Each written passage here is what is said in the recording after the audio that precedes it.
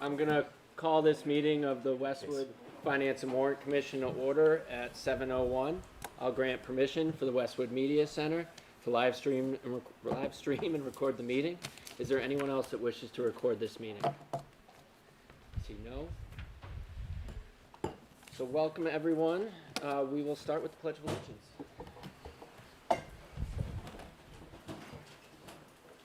Pledge allegiance to the flag of the United States of America and to the republic for which it stands, one nation, under God, indivisible, with liberty and justice for all.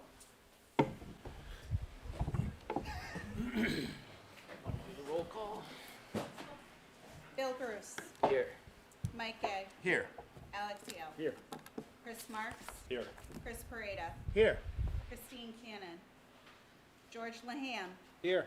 George Maroon. Here. John Carey. Here. Margaret Driscoll. Mike Powers. Here.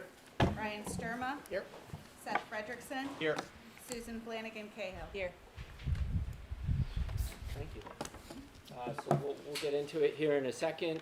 The select board and the planning board are here. The select board will present the remaining 4 articles to us. The Finance and Warrant Commission members will have a chance to ask questions, give feedback, and then after that we will open it up for public comment. And so with that, Joe, Marianne, Rob, and Chris, Molly, you guys want to come up, and then I know Joe, you have to open your meeting, and then you have to open your meeting as well.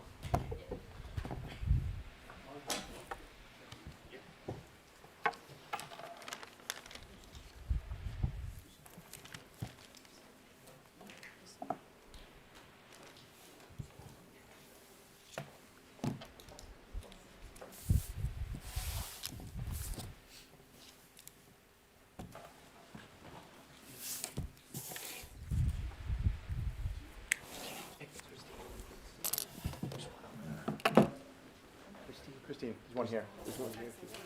That's a little easier to see. The hot seat. One troublemaker from the other.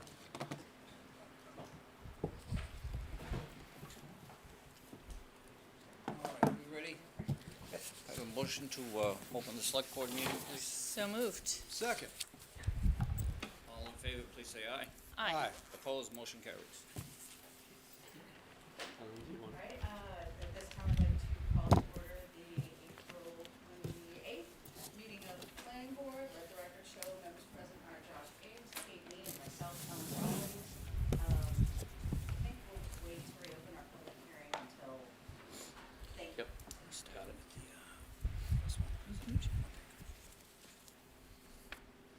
Floor is yours.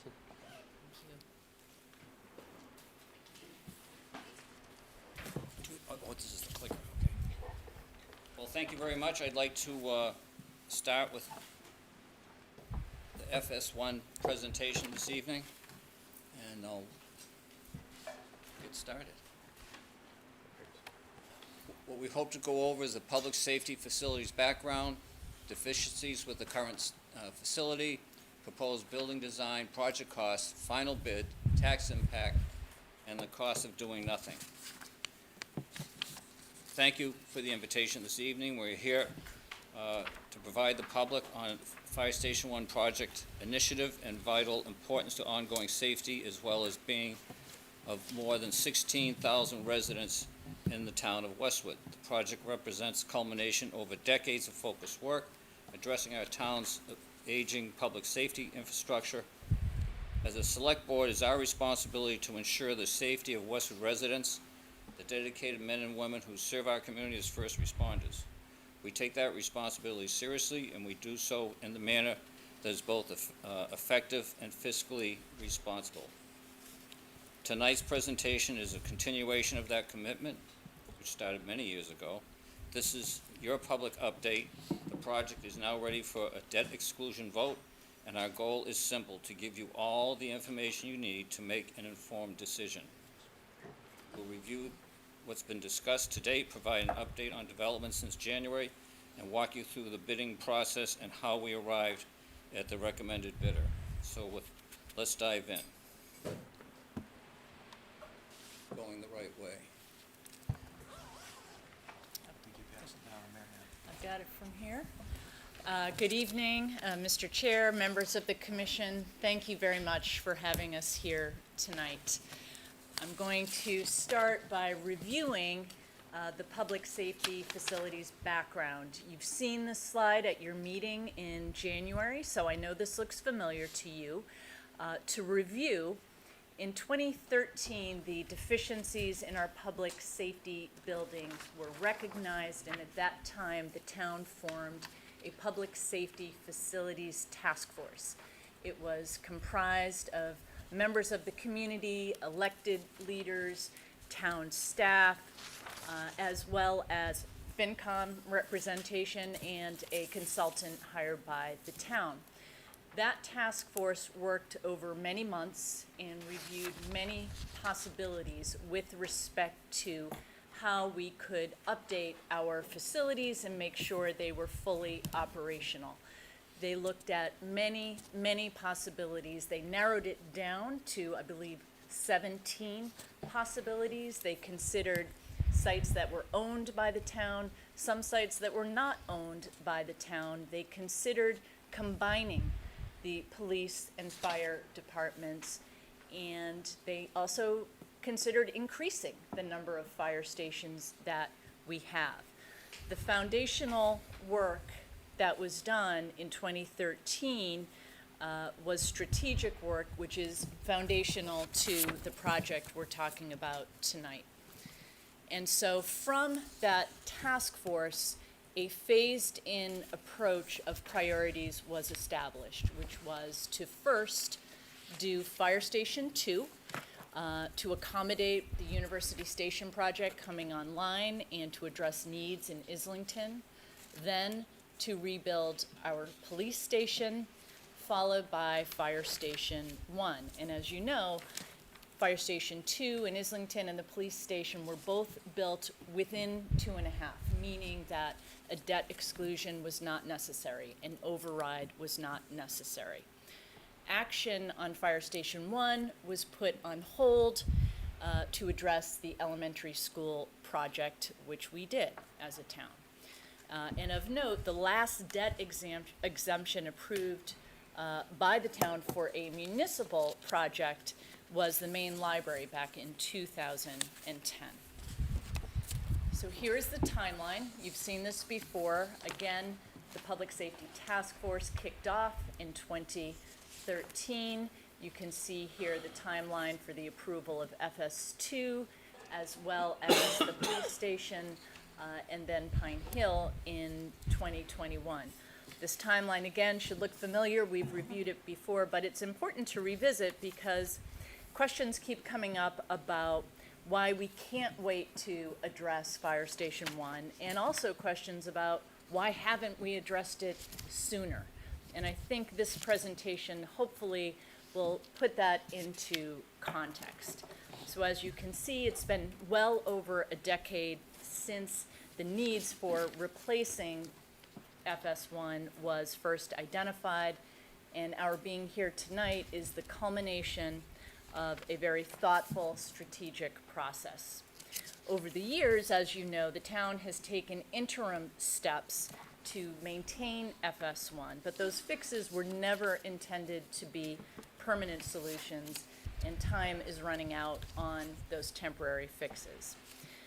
As we will walk through tonight, the station has a growing list of problems which can no longer be ignored. Here are some of the deficiencies with the current facility. You've heard about them before, and we have had tremendous feedback from the community affirming that the building needs to be replaced. The needs are well delineated and broadly understood, and they fall into three major categories. Number one, structural. Number two, health and safety. And number three, outdated design for safe and modern operations. So with respect to the structural deficiencies, as you are aware, the building is aging and it can no longer support the weight of today's heavy apparatus. The rear wall is actually pulling away, requiring the lally columns and the I-beams that you see there in the photo in the top left. We are also seeing deterioration. cracks in the cement floor, exposed rebar beneath the apparatus bay, and roofing leaks in the living areas. From the health and safety perspective, you can see in the photo to the right that the turnout gear is stored directly behind the diesel fumes. And what you will hear in a moment from our architect is that our new building will be designed with clean zones or green zones for our firefighters. And what's important to keep in mind is that our entire Fire Station 1 right now allows for no decontamination. There is no clean zone in that station. The entire station is a hot zone and unsafe for our firefighters. And then lastly, with respect to the operational piece, we are not able to mobilize our apparatus as we should. They are not all in the go position so that they are mission ready.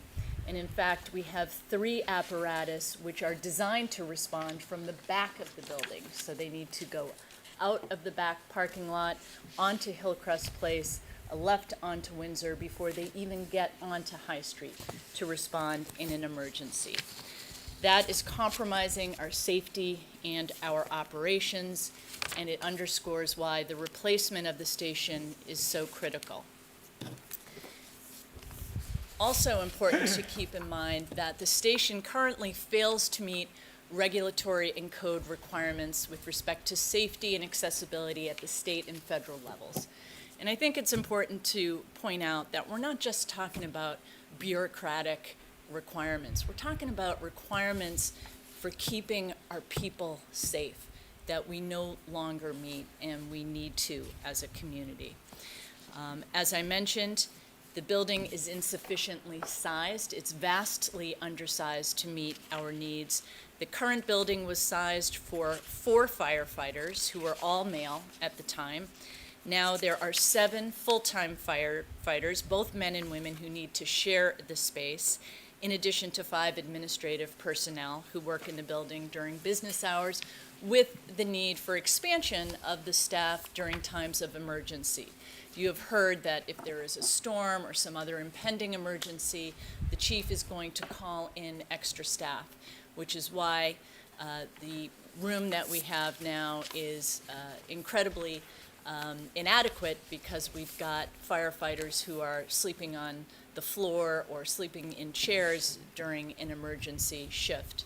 You have also heard about the inequities for our women firefighters, one of whom was here at your meeting a couple of months ago, and who shared with you that she had to stop nursing her child because there are not sufficient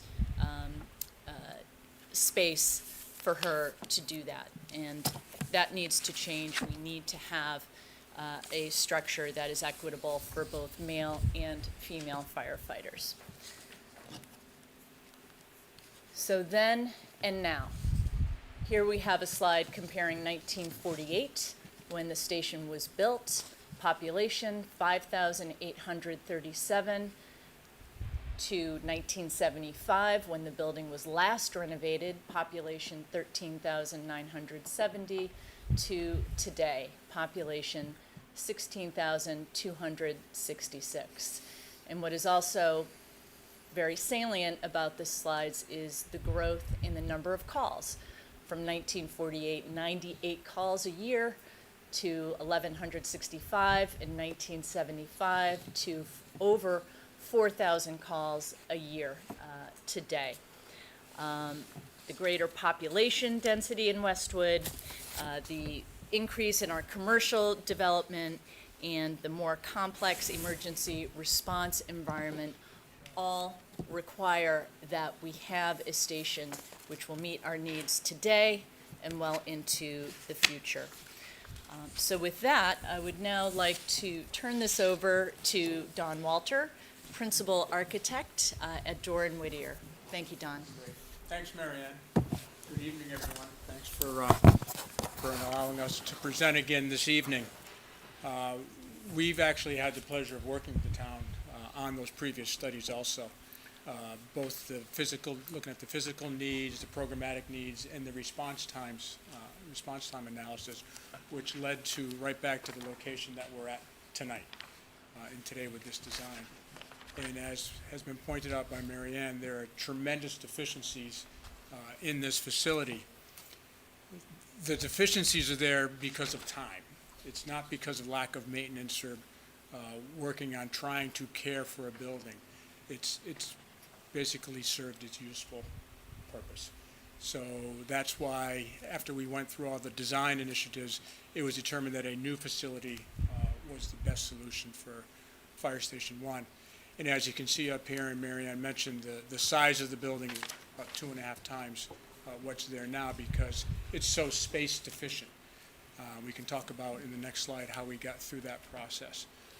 The apparatus bays, the 5 apparatus bays in the maintenance bay that's in the rear of the building, that dictates the size of the building on the street for egress out with first responders out to High Street. And then this idea of accommodating not just male firefighters, but females, and a lot of gender-neutral facilities because there could be fluctuations back and forth between male and female firefighters. And probably most important is the health, safety, and welfare. So I'll talk about a little bit one of the floor plans in creating separation between carcinogens and contaminants that could be brought back from a call into the facility and making sure that's separated from the living and working quarters above the station. So the existing program square footage versus what is proposed is very evident. Go right down to the bottom line, the 15,000 square feet versus the 36,000 square feet, or 2.5 times greater. And this was generated from our experience, having over 20 years of public safety, in particular fire station design. The fact that we put out surveys and we asked the department and the firefighters what their needs might be, because while there are general guidelines and principles that every town may need in their fire department, there could be some things that are special within each community that we want to make sure we accommodate.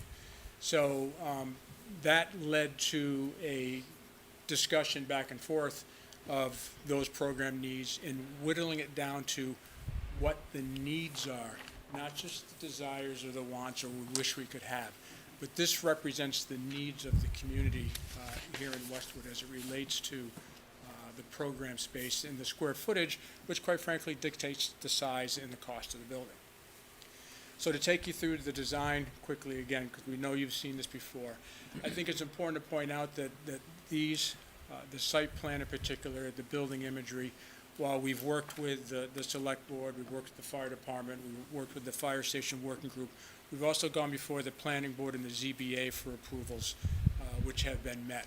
So all of these plans have had a lot of discussion and vetting, and as you know, those meetings are public, so there's a lot of discussion at that level also. So the gold outline that you see there, that's the existing station. The red is the new facility. And as I mentioned earlier, the 5 apparatus bays and the maintenance bay dictate how wide that building is across the front of High Street. We've been able to accommodate all the parking needs for the fire department with a little bit of public and chief space up top, firefighter and personnel space down below.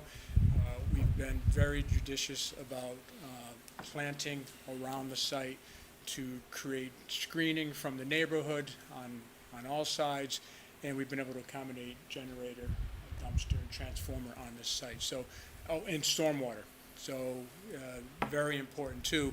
This is not just designed for a 100-year storm, but a 500-year storm. So the game was upped with discussion with the planning board. So very excellent site planning process that we went through that led to where we are. The site is sloping from front to back, basically a story lower in the Hillcrest side than it is on the High Street side. This is the lowest level out back, so at the top of the screen you can see the maintenance bay and all its support space. There are 2 other smaller apparatus bays for support vehicles down below. We have infrastructure for mechanical, electrical, plumbing in the back of the building, and staff entrance off of that back parking lot. The other thing that's important to point out, this building is fully handicap accessible. So while firefighters, while on duty, may be able-bodied, could have visitors from the public at any time, or perhaps someone who's coming in off duty who has an injury. So you can get on all the floors within the building via elevator. The stairwells of training facilities. The stairwells of training. Yes, thank you. And in the upper stairwell that you see there is actually part of the training that we've added to the building, which we can talk about a little bit on the, when we get to the mezzanine level. So here, up at the High Street level, you can see the 5 apparatus bays, the first responders located to the front by the doors, the public entrance in green to the bottom of the screen, so people could come in because the full administration's up there. There is meeting space up there too, primarily meant for training for the fire department. But this is where you start to see the separation of the dirty spaces or the hot spaces within the facility. So if firefighters were to come back from a call, you can see in the back the decontamination space, the staff lockers, and other support spaces. So you come back, you'll do gross decontamination on site, come back, you'll be able to bring your gear in to be washed, hung, and then you go through what becomes a neutral zone into the clean zone or the training stair, which brings you up to the living space above. Don't forget the triage space. The triage space as well for walkers. Oh, yes, thank you. And of course, triage. So if someone were to come in off the street with any kind of medical emergency, they can be brought right into this triage room, basically a medical space. And if it requires a transport, there's another door that brings you right out to an ambulance and takes you out into the public, into a hospital.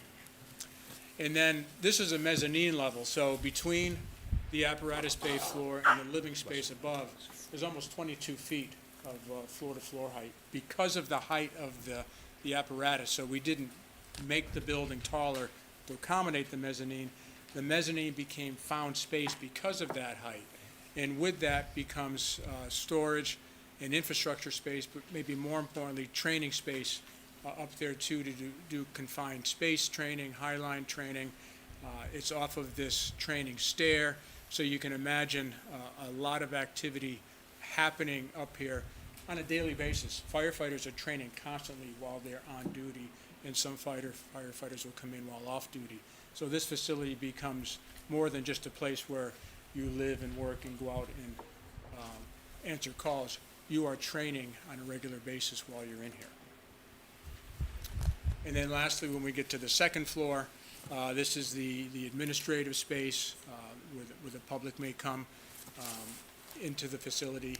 There is a training room for the firefighters, and then the living space, which consists of kitchen, dining, day room, a wellness area, and all of the sleeping quarters and the showers, which are all the gender neutral that I mentioned. So in terms of the building's imagery, again, been fully vetted through public process, starting with the fire department and the working group and the select board. Basically what we try to do is create something that is complementary to the other municipal facilities on High Street. So between town hall, police, the library, we wanted to create something that was complementary to that. Hence the gable roof that you see harkens back to a more historical facility that was originally there. But yet we wanted to be very careful about cost to this building. So much of the building around the outside or the perimeter of that gable end is actually flat roof. So more cost effective to build. And up in that gable space, we have room for storage and mechanical equipment. You can see some of the harkening back to more traditional architecture with a stone base here also. So as you go north on High Street and look back, you can see how we've done some work, again, with plantings and trying to make the building fit into this neighborhood, which is it's a mixed-use neighborhood, right, with the municipal buildings, with the residential facilities. We wanted to make it a good neighbor, even though it is a tall building. So quite a bit of planting here. but even more so when you get to the back with Hillcrest, because they do have that additional floor to view with the maintenance bay here on the left and the 2 additional storage bays. But we're going to be planting quite mature trees and bushes and shrubs initially when the station is being constructed. So that's what I have to share. Thank you, Don. All right, Finance and Warrant Commission, right? So let's talk about the costs. You've heard the background. We certainly have talked at length about the current condition. And you've heard about, on many occasions, the thoughtful design process that was, undertaken to get us to this point. We've kept you updated throughout about the process, and as we shared back in January of last year at the special town meeting, the next step was to go out to bid, to get real concrete numbers, so that we were not presenting you a not to exceed number for town meeting, but an actual number. So, let's talk about the bids that have come in. So, if you look at starting with the big picture, when we talked about this in January of '24, we had a preliminary estimate of around $43 million. That was obviously before going out to bid. It was the best projection we had at the time based on where we were in the design process and what we estimated market conditions to be at that time. By the time we submitted for approval in October of '24, we had sharpened the number down to about $40 million. We've shared with you some of the things that were considered but never pursued or cut from the design process through the working group. So after that, we went to our actual bids. And after receiving the bids this month, we have real numbers in hand. And I'm happy to share that we're in a really strong position relative to where we started. The bids have confirmed that we're still in line with that January estimate, which is no small accomplishment in and of itself, especially given the uncertain environment that we're in with construction and global supply chain. So here's how the costs break down against the major categories. Construction, which makes up the largest portion, including the building itself, the site work, and the materials, they have held steady since January. You see that we have fallen from what was originally estimated to be about $33 million to an actual of about $27.5 million. The architectural and engineering services are essentially, relatively no change since January. About 4.8 came in at about 5.2. And the OPM is 1.3 to where it is 1 now, but 1.9. But that has been pretty consistent throughout the entire estimate. The temporary operations were originally estimated to be about $3 million. Those have come in at about 2.5. The FF&E, the furniture, fixtures, and equipment, that was originally budgeted about $1 million. We had upped that to about 1.3 when we talked to you in January, and the final number is in at 1.6. The miscellaneous project costs have been reduced from about 1.75 over the course of time to finally coming in at about 800,000. The contingency, which is roughly 5%, is about $2.1 million.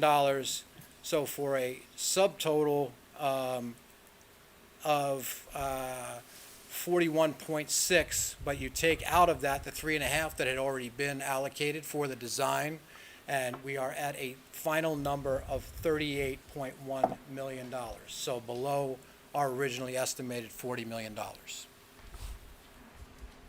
That is a testament to the project team, the chief and his leadership working in collaboration with the rest of the working group, including Dorn Whittier and our project manager from Vertex. So, how does that compare on a cost per square foot basis to other recent projects? We're certainly not alone in facing these types of challenges. Many buildings like this were built quite a while ago, and other communities are facing challenges of reconstruction as well. The proposed cost per square foot in final is about $790, which is well in line with what other communities are experiencing. I'm sure Don can attest to those market conditions, especially in this public safety space, where we have talked about some of the code changes, especially those related to decontamination space for keeping our men and women safe. So when you look at this data overall, we are making a very thoughtful and reasonable investment in our community's future, to ensure that our aging infrastructure is sufficient to provide for the safety of the men and women who provide for our collective safety. I think Mary Ann alluded to this before, but I'm going to reinforce it. When, I've had questions put to me personally about why didn't we consider combining this with a police facility to create a public safety campus. That was actually explored back at the time of the original 2013 study, but it was actually explored as part of the property down in Islington. There was not enough sufficient town-owned space down there to accommodate that, but that was in fact considered back then. We've also had questions related to, well, how does this compare to other facilities in other towns? Our existing headquarters was built in 1948 and is just under 15,000 square foot. We've got 44 firefighters on our staff. Norfolk, which has just 13 firefighters and a population just under 12,000, has a 27,000 square foot facility. Medfield, which is a combined facility with their police and fire, servicing 13,000 residents, has about half the number of firefighters we have, and theirs is a 35,000 square foot facility. And you see the others. So again, when I look at this data and I consider what we are putting forward, I believe this is well in line, as we all do, with the surrounding communities. So let's talk about the tax implication. What is this going to mean for all of us? Well, originally, when it was estimated at construction of $40 million, Mary Ann alluded to before, it spoke directly to the fact that FS2 and the police station were built without needing to go to a debt exemption override, which was largely thanks to all of the incremental revenue, commercial revenue largely, that was realized at a university station. That's why we did not have to pursue a debt exemption override at that time. So this will require a debt exemption override, which requires a 2/3 approval at town meeting. And it requires a majority vote, a simple majority vote at a special town election, which we have just approved for June 3rd. So if you assume a 30-year bond with level debt service payment, and our current advisors are estimating an interest rate of 4.75%, the average home in Westwood is about $1.2 million. So obviously, all of the numbers that follow are our best estimate at this time. But when you look at that on an annual cost basis, 30 years at 4.75%. Oops, I'm sorry, I'm not advancing here. And where was that little laser? There you go. Okay. So, as we say, 4.75% at 30 years, that's a cost per 100,000 of assessed home value of $32.54, or the average homeowner realizing $392 per year. That's a little over $1 a day, okay? $392 a year for the average homeowner. Here's, on this next slide, what that might look like, because admittedly, we are using a conservative estimate of 4.75%. We have ranges of what that might look like if there's variation in the interest rates. At the low end of 4%, it means $357 for the average home in Westwood. At the high end of 5.5%, it's $425 a year for the average homeowner. So Joe, I think you wanted to cover the cost of doing nothing. Hold on, Joe. Thanks.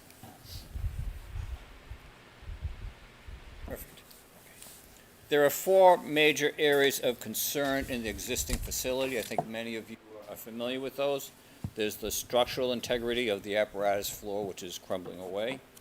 There's a lack of adequate decontamination zones. I was very pleasantly surprised. Is Chip here? I shouldn't be. Yeah, I shouldn't be surprised. But I had the pleasure of walking through a recent fire station built in Boston, 42 and Rescue 2. Engine 42 was the only firehouse in Boston that actually had a barber's chair in the back. And it was very helpful, by the way.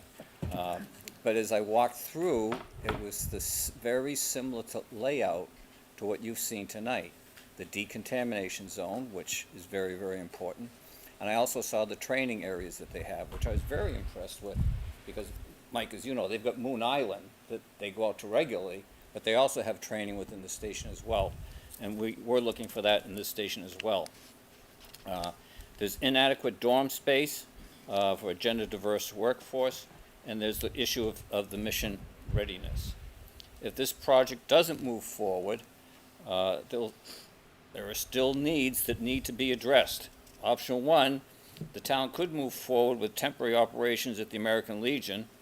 This would include 2 trailers for 6 firefighters, something similar to what we had in Islington, and a trailer for administrative, and a sprung structure to house the ambulance, Engine 5, Ladder 2, and the deputy chief's vehicle. That's one of those pop-up type garages. The rest of the apparatus would be squished into Fire Station 2, reducing its mission readiness. The apparatus would be responding from Deerfield Ave to Westwood Glen and to High Street, reducing mission readiness and increasing response times. A wrinkle in this could be approved may be an issue with the conservation because of the proximity to the wetlands, and we are very tight to those wetlands there. Also limits the usability of the American Legion building. Option 2, the town could construct a sprung structure on the apron of the existing fire station on High Street. This structure would house both ambulance, Engine 5, Ladder 2, and the deputy chief's car. The rest of the apparatus would be put downstairs and respond to calls via Hillcrest Place. With the apparatus bay vacated by putting those vehicles in the sprung structure, the town could construct dorm space and bathrooms in that area. None of this is efficient in fulfilling the needs of the department to carry out this mission. The costs are likely to be higher based on the cost escalation. Prior to 2020, the average cost escalation was 3%. Since then, we have seen 1% for 2020, 5% for 2021, 14% for 2022, 7% for 2023, and 4% for 2024, and I will not comment on my 401k. The following table shows that cost, how it looks at 2% every 6 months. At this point, I think we've made a strong case, a very strong case, why we need a new fire station, why the proposed design and size are appropriate. We also have to be honest about what happens if we don't move forward. This isn't a situation where we can just hit the pause and expect nothing to change. I personally have told you before, and I'll say it again, I'm extremely concerned about that apparatus floor and its structural integrity, because if that does fail, we're going to be in a tough spot. This isn't a situation where we can hit the pause button with nothing to change. The reality is, if we don't act, something is going to have to change, because the current facility just is just outdated. It's falling short in many ways. This is not a moral obligation to the men and women who serve this town, though I think that should carry a lot of weight on its own, because we do owe it to the men and women in that department. It's also a legal and safety issue. One call to OSHA and the town could be on the hook for significant, immediate, and costly upgrades just to bring the building up to baseline standards. And even when we'd still be left with an old building that doesn't meet operational needs of a modern fire service. If we delay, we're not avoiding costs, we're trading a planned, thoughtful investment for a reactive expensive patchwork of temporary fixes. I don't think any of us want to go down that road. And that's not a responsible path forward for the town, for the taxpayers, or for our public safety personnel. So the question isn't, can we afford to move forward? It's also, can we afford not to? I think the answer to that is becoming increasingly clear. Yep.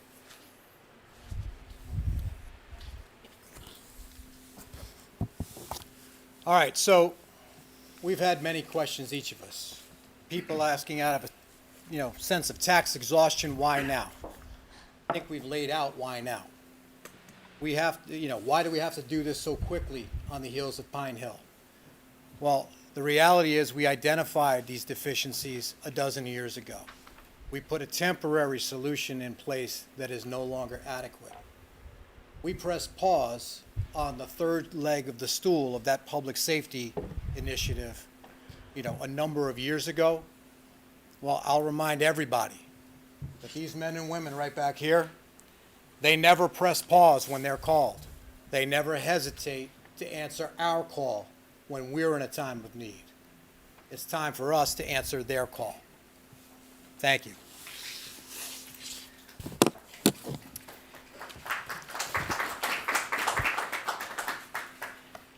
Just to wrap this up, we want to remind residents of some important dates coming up relevant to this discussion. Tomorrow, of course, is our annual town election, April 29th. Polls are open 7 a.m. to 8 p.m. at Westwood High School. Then the deadline to register to vote in town meeting is May 9th.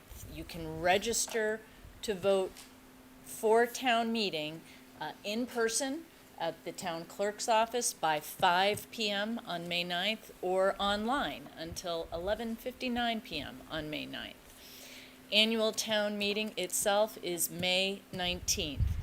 5:30 p.m. check-in, 6 p.m. swearing in of newly elected representatives and resolutions, and the town meeting begins at 6:30 p.m. sharp.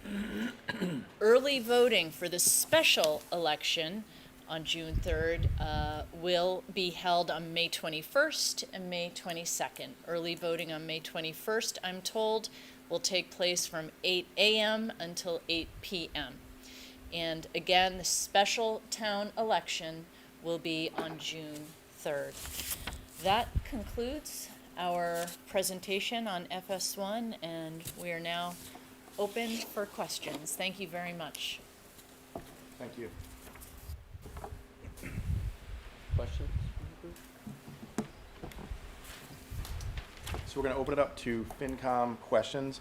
We are going to hold all of the public questions until we've gone through all four of the articles, and then we will open it up for public questions.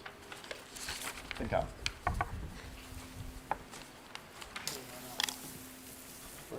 I want to make sure my math is right. I think it's an impressive number to note. This came down 11.4% from 43 to 38.1. So we came, the project came down 11.4%. Am I reading that right? And that is also assuming locked price, tariffs go crazy, we're still going to be at that 38.1. So the town is negotiating it at an 11.4% drop, bending, compromising, and going down from that top number. Is that an accurate statement? Awesome. And then my other question was, how many FTEs are at FS2? On shift, I believe there are 3, right, Chief? FS2? 3, yes. So there's 44 at FS1, and the equivalent number at FS2 is? So we are 8 currently, Okay. okay, for a total, I'm sorry, 7 currently for a total of 10. And to be much like what the discussion with the Pine Hill, if we do nothing, it could potentially cost us $27 to $30 million. So more than about 77% of the cost we would still incur if we do nothing. And we still would need to build a new fire station because that would only be a temporary solution. You are correct. And you're gonna guarantee that prices always go down, they don't go up, right? Okay, I just wanna make sure these metrics are right. So we do nothing, we could pay 17 to $30 million, and then we'd still be on the hook 5 years, 2 years, 6 years from now for a new fire station that, I will speak as a numbers guy, prices go up with death and taxes. We're still gonna have to pay for that. That's all I got. I just have sort of a related question, just on that point, just looking at slide 20, where the numbers have come down, you know, from the January 2024 estimate, and comparing that with slide 27, where, you know, we show that the escalator, like, costs generally go up. So I think it's important, and Rob, you touched on it a little bit, but the prices didn't come down just because prices were going down. It was because it was due to efforts to made some design choices and changes in the design. Is that fair? The working group was incredibly cost conscious the entire time. You know, Don talked about the building is a box. It's the most efficient design you could have. Every jog in a wall adds cost. This is a rectangular box, first and second floor, third floor beneath, right? So that's as efficient as you can get from a design standpoint. And there were many other considerations as the working group toured a number of other facilities to see what are other people doing, because these are the people we're competing against for talent, by the way, right? And so there were things that they saw other places that were discussed as part of the working group that never made the final design. So in addition to bringing it down the amount that George just cited, there were other things that could have taken that number the other way that just weren't done out of cost consciousness and fiscal responsibility. Is it materials, or like what's the driver? Because I know you talked about the design, like for the box, that like that's an efficient design, but is there, because it seems to be like a 20% decrease, so is that like materials? Are we cutting back on like a particular, I don't know, wood or I brick wasn't or- part of opening the bid, Okay. the bid, Yeah, so. Great question. We were very consistent with the message we were hearing, which is how can we keep this affordable, but meet the needs of the program of the firefighters. So the box, which has been mentioned, that is something that's very simple to build. The material, some brick is something that's very commonly done, easy to construct and long-lasting. The systems that we built into there, again, are systems that are used over and over again in public facilities. And just keep in mind, that this building will have a 50-year useful life. That's part of the design process that we go through. The other aspect to all of this is the bidding environment, right? And who takes out the drawings to bid them. And with that comes competition. So this is not just a general contractor bidding a package, but there are actually, I think we have 13 filed sub-bid categories with a number of bidders in them also. So they're all bidding against each other. The general contractors are bidding against each other, and ultimately they look to see how they can win the job and make some money. So that's part of it too. So there's more competition than it is like raw materials, or, and that 20% decrease. It's actually both. If I can build on that, Ryan, we went out to bid in early March.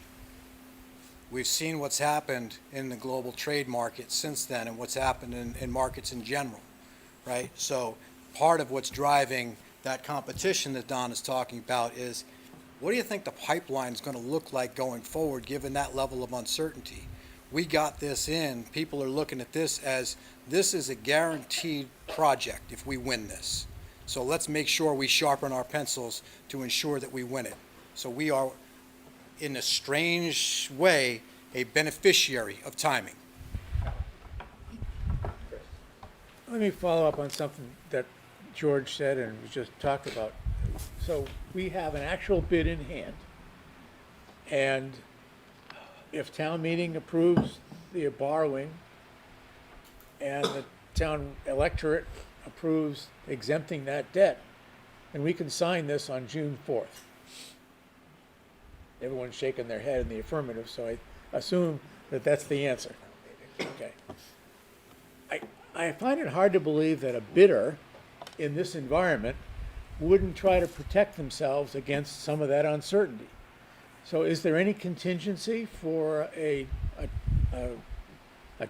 tariff bump here? Built into the bid?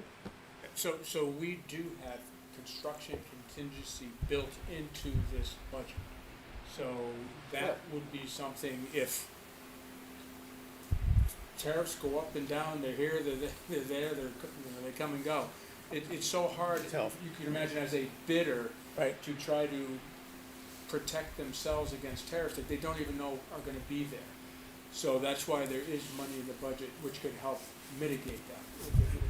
I suppose they can insure against that if they wanted to, but, all right. Thank you. Just on the bids, are all the bids then public record? Are they posted to the fire station project folder online? Or would they be? Okay, but so they will be posted as like public record? Yeah. How long are the bids good for? So the. 60. So, we actually set it up so it would be 60 working days, so exclusive of weekends and holidays, From when? from date of bid. Today. Oh, okay. So you should have set it up for 60 legislative days, and then you could have stretched that out for 6 years.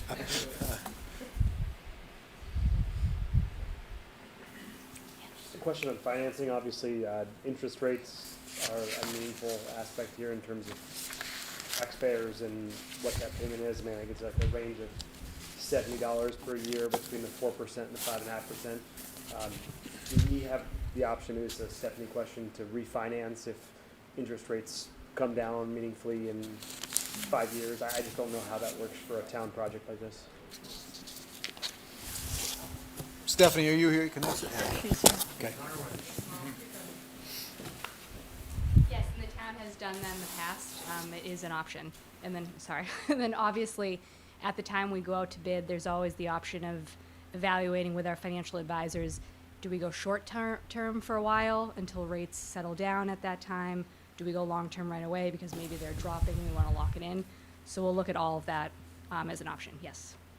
One more question, I'll keep you there for a second. Sure.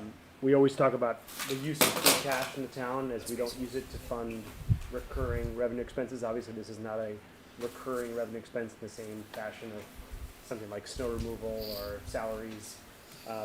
Is there a way we could help offset this borrowing amount by taking some of free cash and applying it towards sort of the initial cost of the project? Yeah, so I will remind that 2.1 million of free cash was used for the design piece of the project, so we've already incorporated that into the total project cost. This is a project that when we look at large, long-term, expensive projects, we want to spread that out over the next 30 years of taxes and make sure that that project is being borrowed for. This is sort of the appropriate project that we use that type of funding source for. Okay. Yep. Thank you. Just like your personal credit rating, it actually helps the town to borrow for 30 years instead of paying it off, oddly enough.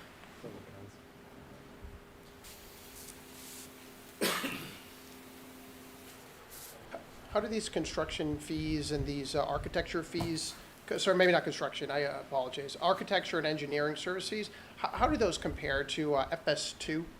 I don't know if Dora Whittier was a part of that process. Did you guys help with FS2? We did. Yeah, we're the designer. How does that compare with architecture fees for this? Yeah, don't have those numbers in front of us, but I can tell you percentage-wise, they're pretty consistent. We build our fees based upon the actual hours that are going to be put into the project, but you can look at them from the industry standard for fees of a project this size, which will range anywhere from 10 to as high as 15%. I think we might be around 11 here. And how does kind of the hours, kind of the billing works by hour, if this were to be approved versus not approved? I mean, does Dora Whittier get paid even if this doesn't go through for the full amount, or how does that work? Yeah, we have a lump sum contract, so we bill based upon percentage complete. So right now, what will be paid up to is bidding. If the project does not move forward, we will not get paid for construction administration. And just to remind, the Permanent Building Committee would be overseeing the project from making sure that it comes in both on time and on budget, just as they did with the Pine Hill School. Okay.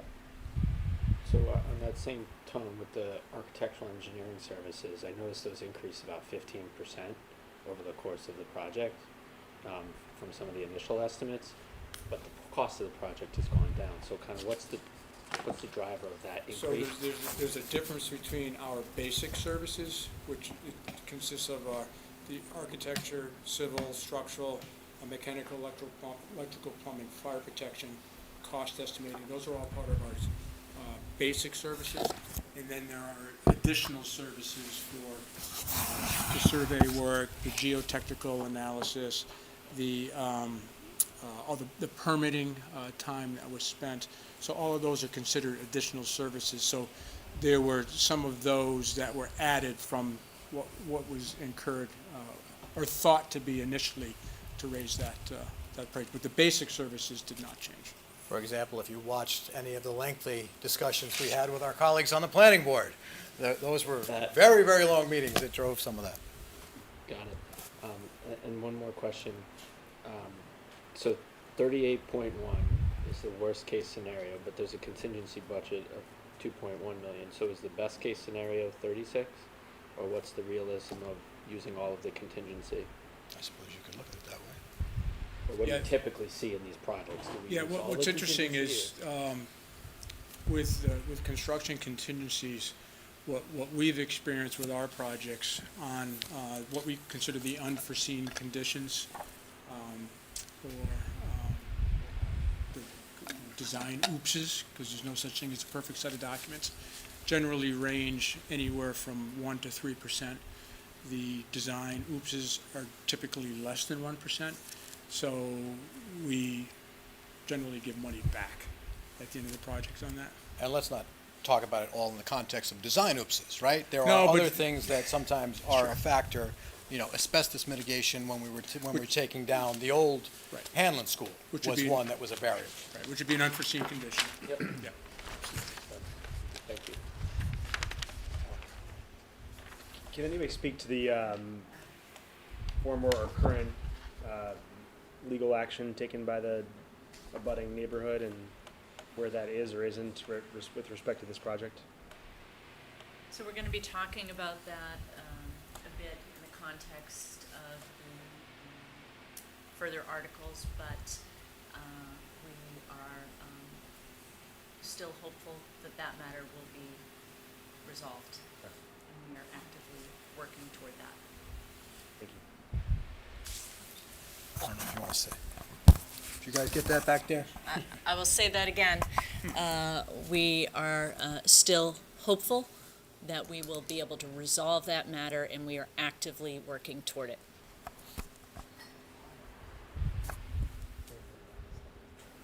Any other questions?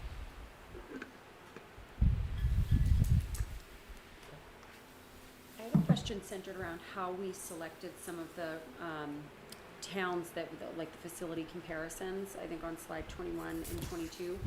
Did we just select all of the most recent projects across the state, or how did we make these comparisons? Like why did we use like Situate, for example, when looking at this data set? Sometimes you base it off of geography, sometimes it's based off of population size. I'm just curious what the methodology was. Yeah. Go ahead, Doug. Yeah, so, yes, geography, population size, projects that Doran, Whittier, and/or Vertex might be familiar with, so you can get better data. So that all played a part into the different projects that were selected.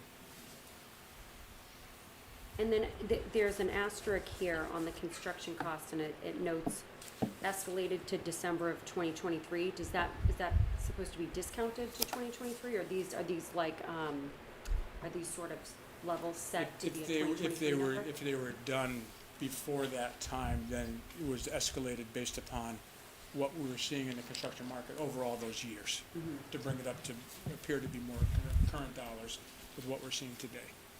And then we did the same for the Westwood proposed. The number that we have on here is different than, it's 27 million versus 38. So did we walk that number back? I'm sorry, on slide 21. Yeah, the construction Oh, cost. okay, Yeah. okay. Got it.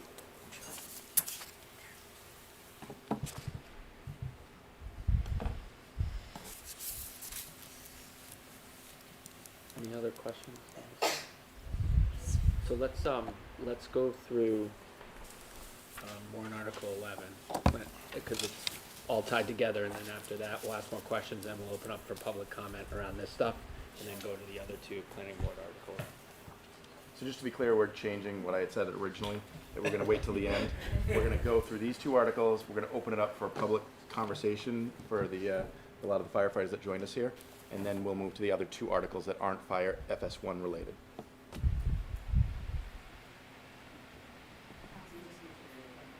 Yep. Yep. All right, at this time, I would entertain a motion to reopen the planning board public hearing, continue from April 15th, 2025 on Articles S11, S12, and S13 for the May 2025. Is that the old one? Annual town. I don't know. Seeing none, all in favor, aye? Aye. Got anything else All right, over there? thank you, our public hearing is reopened.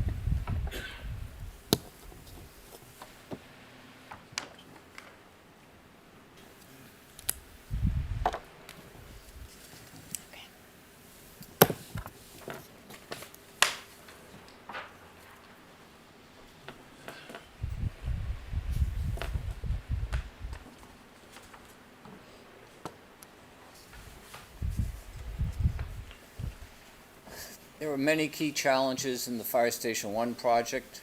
Many of them you are already aware of. There's the zoning overview, the appeal that you asked about, the proposed zoning bylaw amendment, and financial implications. There are two main challenges in designing this facility: the size of the building and its location. We've spent a lot of time going over both of these challenges, but I want to summarize them again. The FS1 facility is unique as no other building in town, whether private, commercial, or residential, must accommodate. We have large emergency response apparatus and equipment. We have living quarters for 24-hour shifts. We have hot and cold zones. We have training facilities. We have administrative offices. Personally, I can't think of any other building in town that's built into the side of a hill. The size of the building, we have living quarters for 24-hour shifts. We have some training facilities, which we already discussed, and we have administrative offices for the staff. The second main challenge is the location of the facility. Rob mentioned earlier about the number of studies that were done that go back to 2013, Rob? 2014, yeah. And response time is critical to the firefighters.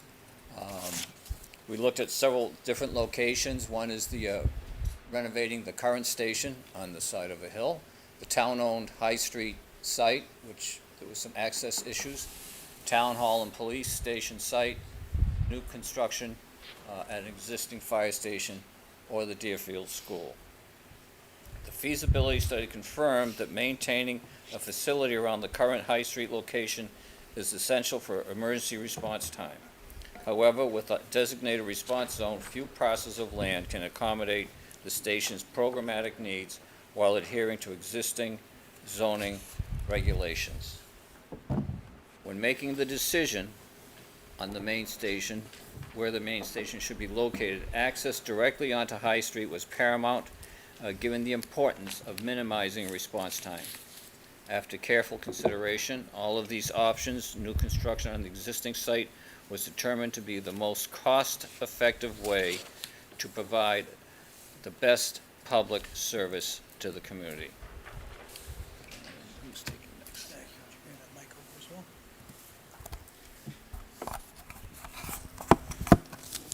All right, so as Joe just covered, we had limited available land. The best proposed location is the existing site, and that doesn't allow a building of the size needed to comply with our current zoning dimensional requirements. So we had to go before,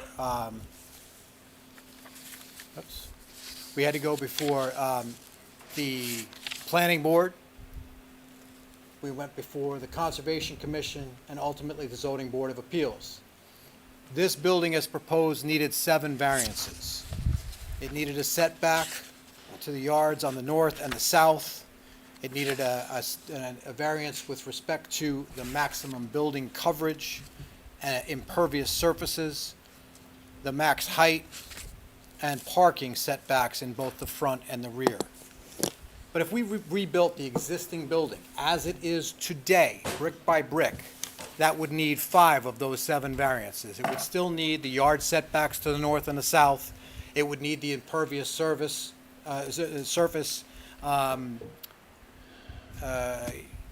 variance, as well as the parking setbacks in both the front and the rear. So this community has voted in favor of zoning requirements since the 1930s. That's helped ensure orderly and development and predictable development. Without those regulations in place, properties would have been built up to the lot lines, creating overly dense neighborhoods, and without restrictions to height, which would alter the town's charm and landscape significantly. So we tried to adhere to all of that and went before our boards and committees. And we understand that this zoning variance would allow property owners to deviate from regulations in cases where strict enforcement would create unnecessary hardship or prevent reasonable land use. FS1 is meeting that criteria of hardship and preventing reasonable land use. Many municipal projects have historically sought and received those variances, just as FS1 did. And we went through that permitting process, as I said, multiple meetings before the planning board, unanimous in favor. Same with the Conservation Commission, unanimously in favor. And the same with the Zoning Board of Appeals, all during the course of the fall of 2024. There were numerous public meetings with extensive community feedback and changes that were made along the way, based in no small part upon the input from those boards and commissions, as well as public input. Following the rigorous evaluations, as I mentioned, all those boards and/or commissions unanimously approved this project, including the requested variances, concluding that it was thoughtfully designed, appropriate for our needs as a community, and these findings affirmed that the project balances public safety, the operational requirements, and our community character while respecting environmental and zoning considerations. Turn this over to you to talk about the appeal. Thank you. Okay, so as Rob said, the FS1 project has been fully vetted and unanimously approved by the Planning Board, by the Conservation Commission, and by the Zoning Board of Appeals. As we discussed a few moments ago, an appeal of the ZBA variance decision was filed by 23 residents.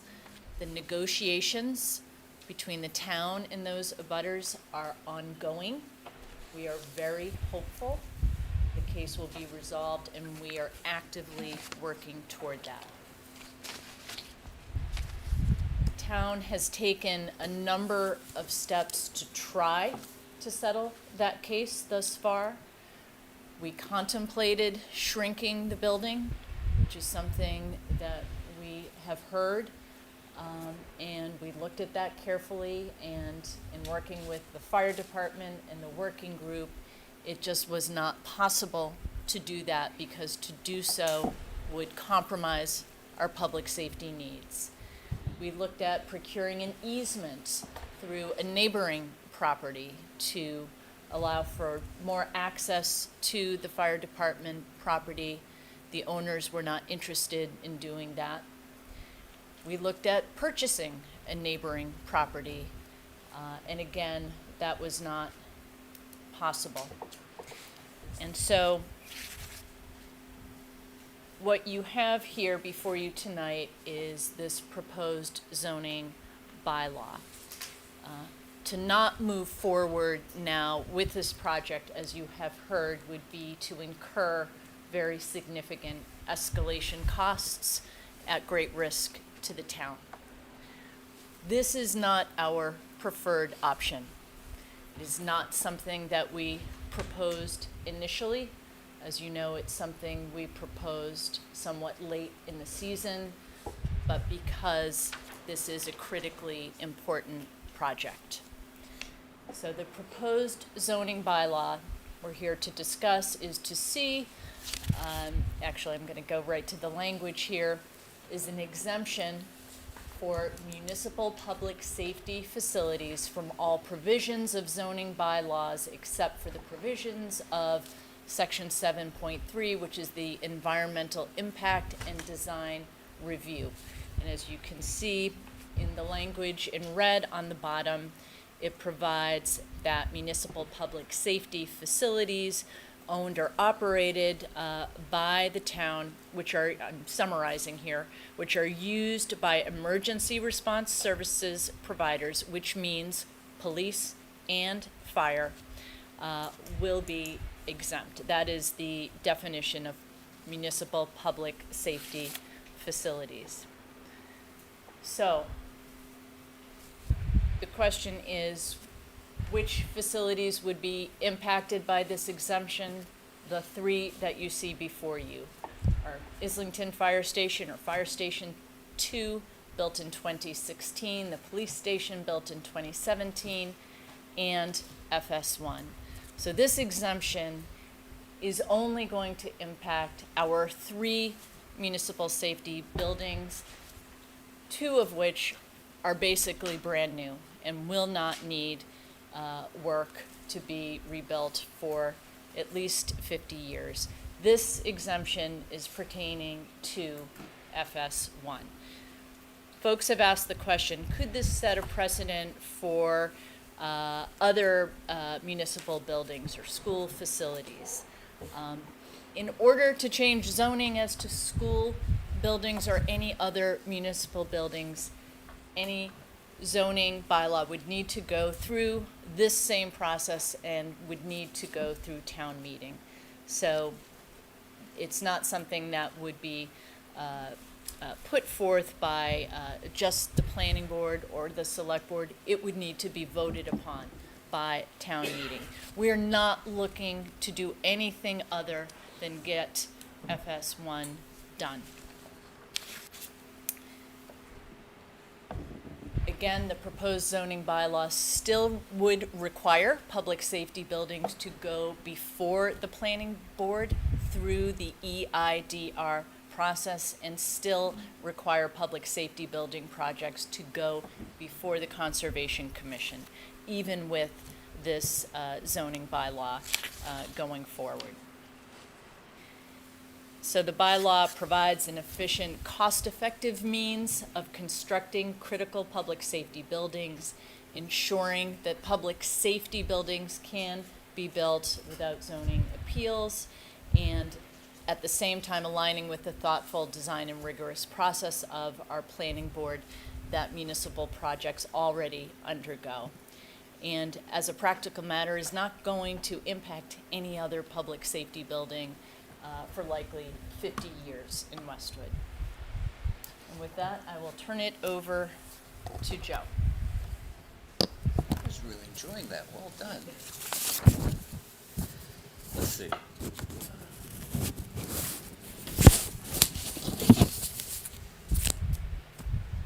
Cost of doing nothing, I've already spoken about this, I'll just hit on it briefly.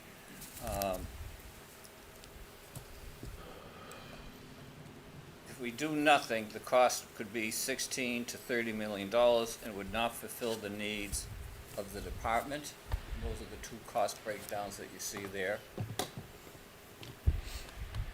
Escalation costs, we've already talked about, and I think, George, you said a little bit about that, and Chin's been very helpful with that.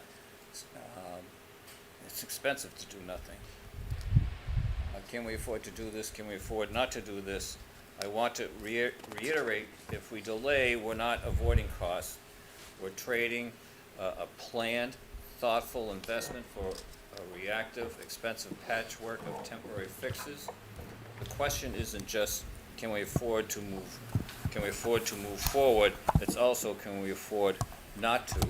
And I have to tell you, as most of you know, this is my first term on the select board, and I cannot believe the degree of difficulty the boards have to go through for some of these things, as far as timing for elections, timing for all sorts of different things.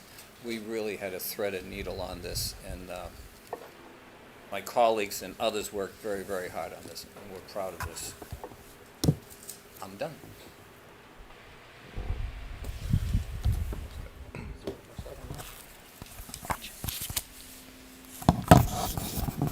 All right, so just in conclusion, as Mary Ann said, nobody wants to be here with this. This project has undergone rigorous review through a number of public bodies, and as I mentioned, significant changes were made along the way, based in no small part on the input from those bodies as well as input from the public.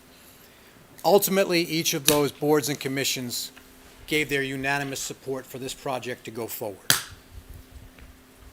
However, public safety buildings are unlike any other buildings. We are committed to public review and feedback and changing designs as appropriate to best fit the community needs while balancing those needs against the operational needs of the users of those buildings. We have worked extensively with the abutters, as Mary Ann has talked about, and explored a multitude of options, including mediation, which is ongoing, alternative site configurations, and even purchasing adjacent properties, which you heard from Mary Ann. Despite those efforts, a resolution has not yet been reached, leaving the town with no viable path forward under the current zoning restrictions. As we said, we really hope to reach an amenable conclusion with the abutters, but hope is not a strategy.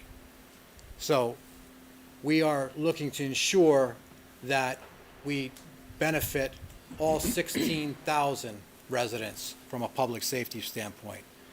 And I will close with what I said earlier. We pressed pause 13 years ago on these public safety projects. This is the third leg on that public safety stool. These folks never hesitate. They never pause.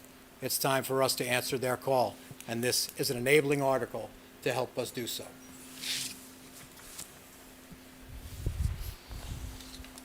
Got a quick question. Should you come to resolution with the abutters, how would this article proceed at town meeting? We're not there yet, and that's a discussion we'll have to have at that time. Okay. But But once we vote on it, it will be brought to town meeting regardless of your conversations with the abutters. And then at that point, we would either move forward and vote as a town, or, recommend indefinite postponement or something of that nature. As you know, we had to schedule this meeting, which was atypical, in order for us to be able to bring to you a real number and not just a not-to-exceed number. So that's why this meeting exists in the first place. Yep. The fact that it exists is what's allowing us to talk about these other three zoning-related articles. And as we said, we didn't do this lightly. This is an enabling article that allows this project to go forward because it is urgently needed. Mary Ann, you posed it, so I'll direct my question to you. I understand that this is an objection question, but if down the road we had some new public safety need that we hadn't thought of, maybe we needed a separate station for the ambulances, would this zoning apply to that new facility? It would. It would. As a public safety building. Got it. Okay. That's my read. Not the municipal buildings, but those public safety buildings, if there was a fourth of some sort. That's right. And by the way, I just want to say thank you on the point, it was so long ago, it seems now, that we scheduled this special meeting to accommodate the bids that came in this morning. This is late in the season for all of you. It's extending your season. Just on behalf of the board, I just want to thank all of you for that. Most folks, may not realize that you're actually extending the work that you're doing toward town meeting. So thank you very much for that. John, as an example, this is not anything that's under serious consideration. I'm ready. But when the chief, the assistant chief, and Anthony were at Fox Hill with me, and we were just taking everybody through the status of the project, I believe there was at least one gentleman who raised his hand and said, "You should build an ambulance substation right here at Fox Hill. You're here so often." So, all kidding aside, that's, That is not planned. that's not planned. That is nothing planned, but Not planned. Chris. I had two questions, but one of them just got answered, so I just have one question. It's a process question. Very simply put, will this accomplish your objective? Let me clarify. My memory may fail me, more often than not that it does nowadays, but I seem to recall that when our planning board or planning division comes before us on other zoning questions, they always make a point to say that when a developer first comes to the town and proposes something, that's the point in time when the zoning law affecting that development is frozen. So the town's already gone before the boards, as you have mentioned. So if we change the zoning now, how will that affect the zoning that is relevant to this project? I don't think it will it? It will, okay. Thank you. Let me make a comment, Mr. Pareda, that we've been. Before Attorney Bailey answers my question. Go We ahead. have been very lucky to have great outside counsel advising us on these issues. And Attorney Bailey is here, and I would ask that he please answer that question for us. Thank you, Mary Ann. And just for the record, my name's Dan Bailey. I live at 29 Martingale Lane in Westwood. I know a number of you, including Mr. Pareda, know me because I've been before this commission many times in the past, but it's been a while. So, in the past, I've represented the town as special town counsel on the University Avenue redevelopment, the Islington redevelopment, and the police station redevelopment on real estate and land use issues. So, when this one came up, the select board kindly reached out and asked me to help. Chris, to answer your question, and it's a really good one, I invite you to read 40A, Section 6, and if you understand it, you're way ahead of anybody else. But the bottom line is, and most people believe, if you come in before a board and obtain some sort of zoning relief, that the zoning that applies is the zoning in effect at the time you receive that relief. That's true to a limited degree if you get a special permit. It's not true here where the zoning relief is EIDR. So the zoning, this new zoning will apply. It will be effective as of the date, town meeting, or relate back to the first public hearing? Yeah, town meeting. But then it's not effective until it's approved by the Attorney General's office. But without getting too wonky, yes, this zoning will apply to FS1. So just let me clarify, and it's important to all the residents understand, this isn't pulling some sleight of hand here. This is a legitimate zoning change for public safety buildings that will apply to FS1. Whenever the Attorney General does look at it and says it's okay, it goes all the way back to town meeting. Correct. Which would be presumably before the first brick is laid. Yes. Yeah. And moreover, as we've said in other presentations, this is an exemption that exists in many other communities. So this is not something that, we are out alone on. It is something that has been in part modeled over what has been done in other communities. In fact, to build on that a little bit, in many communities, it's all municipal buildings. In some places, that even extends to the housing authority. We're not looking to do that. This is public safety buildings, as Mary Ann touched on. The other two buildings are less than 10 years young. So it's a pretty narrow definition that we're looking for the exemption on. And really, the intent of you putting this forth is to be able to supersede the current issues being able to move forward because of the suit. To enable FS1 to be built, yes. Without, The goal is to provide fire and emergency medical protection to all the residents of the town, all 16,000. That's our goal. And That's to our our firefighters. responsibility. And to our firefighters. To the firefighters, yes, thanks, Mark. I understand sort of the predicament and the immediate problem we're trying to address with this, and it sounds like, it's a last case resort type of thing, but sort of taking a step back and trying to divorce myself a little bit from this project at hand, and as a policy matter, just thinking about, why should we exempt these public safety buildings? I mean, you talked a bit about why we have the zoning bylaws and what, they're to protect, property values and, there's public health and safety reasons for them. So I'm just trying to, as a policy matter, why should, public safety buildings, because it's not limited just to this project, as we talked about. It could be the case that, they want to build future boards or, town folk want to build an ambulance, substation at Fox Hill, and it will be exempt from the zoning. So I'm just trying to, come to terms with, is this the right to have a different set of rules for public safety buildings?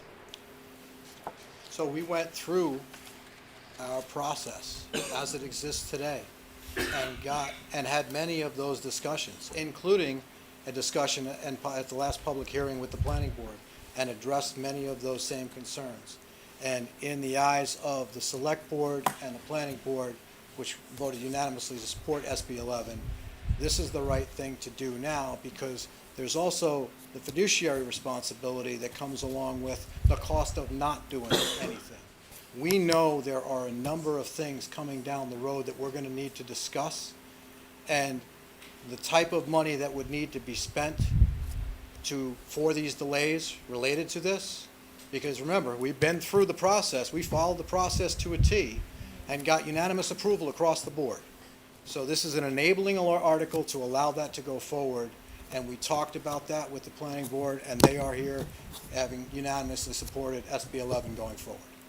Could you provide, I apologize, I did not attend the planning board meeting, but could you provide a little more detail on sort of the expected delays, what would happen without this if the appeal goes forward? Sure, if the appeal goes forward, there's, the legal process based on what we've been advised by counsel could be anywhere from 18 months to 2+ years, right? Just looking at cost escalation, compound cost escalation related to that could add millions of dollars to the cost of the project.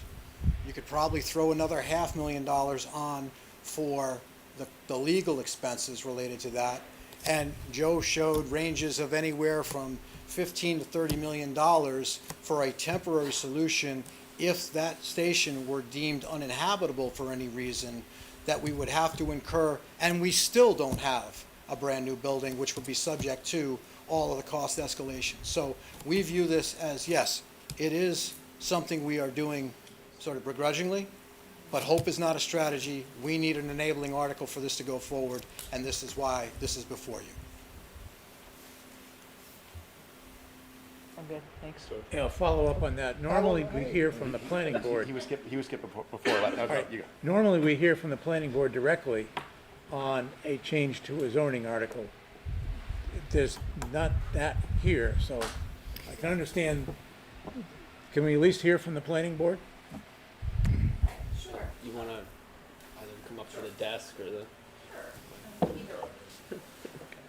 And to be clear, they did vote unanimously in favor. I heard that, but what does Yes. the planning board really We think did, about this? on all three of the proposed articles tonight, we voted unanimously for favorable recommendation, both from you and from the town meeting, so might as well get that out there. It is a little bit unusual in this case that we are planning board is the entity that holds the hearing and typically are the ones to defend a zoning article. In this case, they're select board sponsored articles, which is why they're speaking to you instead of us. But as Rob and everyone at the table said, we had a long discussion about this article, all three of the zoning articles proposed tonight at our last meeting. And people did express concerns, but where we all landed was that these three articles were essential now. So that's why they got the unanimous recommendation from the three of us. If you have more specific questions, we can try and answer them. I hope that's helpful. George, then Seth. I just want to go back to something that I brought up earlier, and I kind of did it out in Excel here. Again, right now, we're looking at a project started at 44 million, came down 11%. Well, first, I want to speak, I'm sorry, I want to speak as a resident of the town and not on the finance side. I don't think anybody can legitimately stand up with a serious face and say we don't need a new fire station. I mean, that's, everybody can agree. Nobody can say that these guys, men and women, excuse me, my apologies, men and women don't deserve the best. You want the best school? People come to Westwood because they want the best schools. They come to Westwood because they want the best environment for their families, the fields. Why not do it for the people who are protecting the fields, the people, saving lives? There are members of this board whose lives were saved in the past few years by this public safety in this town. My house caught on fire when my wife was 8 months pregnant. They saved lives. So that's the personal side. But since this is the finance, I want to speak on the finance side. At an 11.4% drop, yes, you can say, well, this is a sleight of hand and maybe a way of getting around it. If we weren't to do it, with the possible of a 4.5% inflation over the next few years, which we all know inflation is more than that, we would have to spend $17 to $30 million on temporary facilities. We probably could do the 16 or 17 million option. It wouldn't be great, but we could do it, and it would kind of be not what we want. But then we'd have to do this fire station, and within 5 years, getting the exact same project at a 4 to 5% inflation, we would be at $48.5 million. If people are upset now at 38 million, they're going to be a whole hell of a lot more upset at 48 million. So, while you may think this is, and I'm just using a general term, a backdoor politics, there's a goal. There's a financial accountability. We have to achieve it. This is a way to achieve it legally. Sorry for using the Excel. I publish it to whoever I have to. That wasn't a question. Sorry. So, one actual question. Just, I know it's not I don't believe it's your intent, but the last, if you want to flip to the wording slide 13, but the last little bit is, or other municipal building safety agencies. That inadvertently opened it up to like the scope of like, I think of the DPW and we have a storm and, taking care of the roads or cleaner roads is an emergency service. Does that little after the comma sort of open up the interpretability of this wording?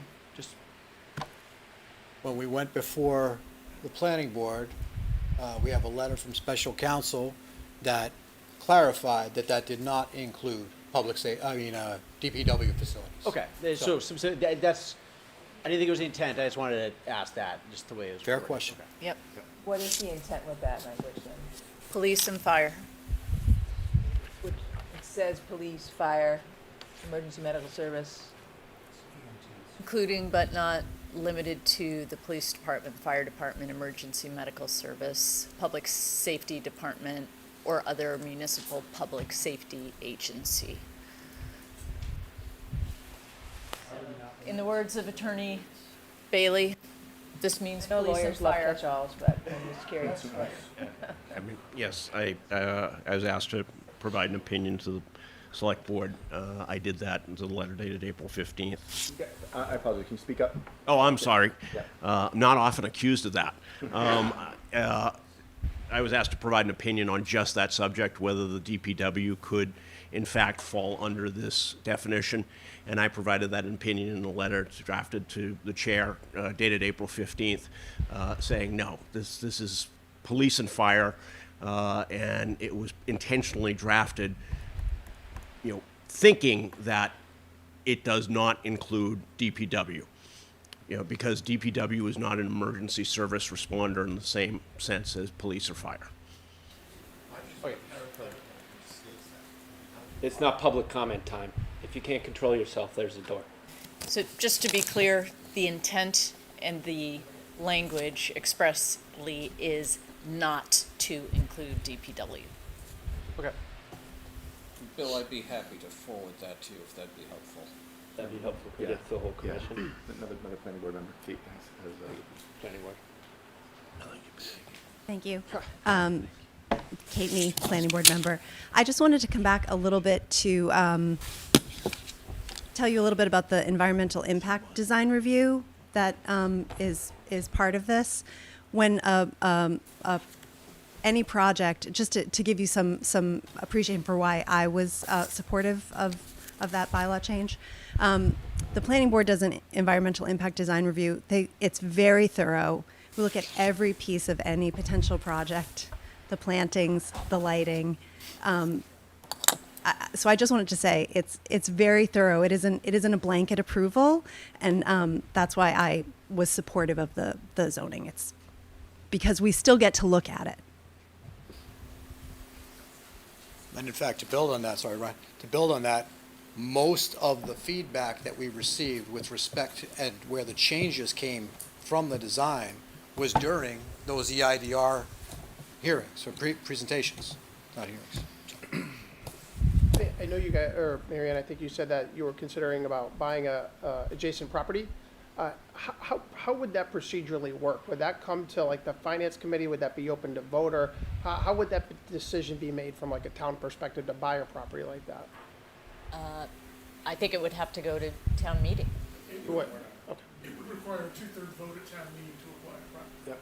Two-thirds. Any interest in property. Okay. And would that, I know we're talking about potential settlements with residents, if anything impacts the budget or is a financial settlement with local town residents, would that also have to be approved as well? I think the answer is it depends, and not really willing to comment further at this point on ongoing negotiations. And I know we talked about kind of the two-thirds vote, I think the debt override requires a two-thirds vote. This would require a 50% majority vote? Two-thirds vote. This would require that. change the bylaw. Would be true for actually each of the next two as well, right? Everything Any questions? This article would only be at town meeting, though. This would not be at the ballot on the special election. That would only be for the debt, approval of the debt, and that would be a 50% vote.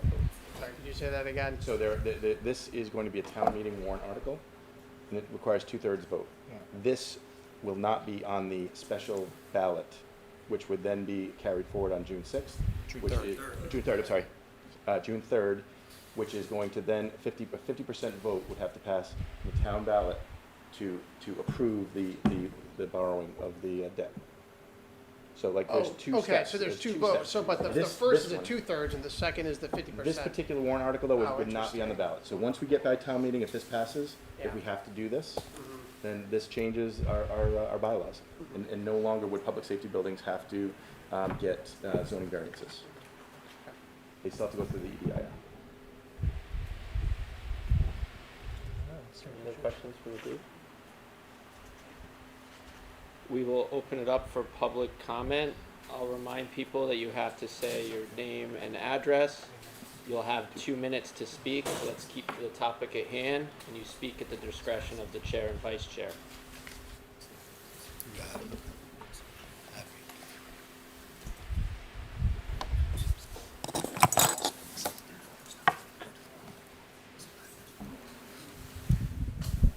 Zhong Shaoqiong, 73 Partridge Drive.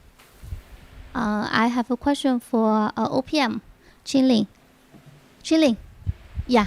So are you an independent contractor, or do you work for the Westwood Town government or a town committee? Which town department or committee supervise you? What does that have to do with the topic at hand? That has nothing to do with what we're discussing. Oh, it's about Article SB 1, new fire station project. Yeah, because he is the OPM. This isn't part of it. That's not part of the discussion. We're here to talk about FS1, not talk about some individual's background. No. He is the OPM of the project. He's not individual, unrelated individual. He's hired by town to oversee the project for us. Okay. Point of order? Yes, please, sir. I don't believe this was on your agenda to talk about the contractual relationship with the OPM. You risk an open meeting law violation if you continue the discussion. Thanks, Pat. So you have 1 minute and 17 seconds remaining. I paused it, so if you want to continue with other questions. Okay.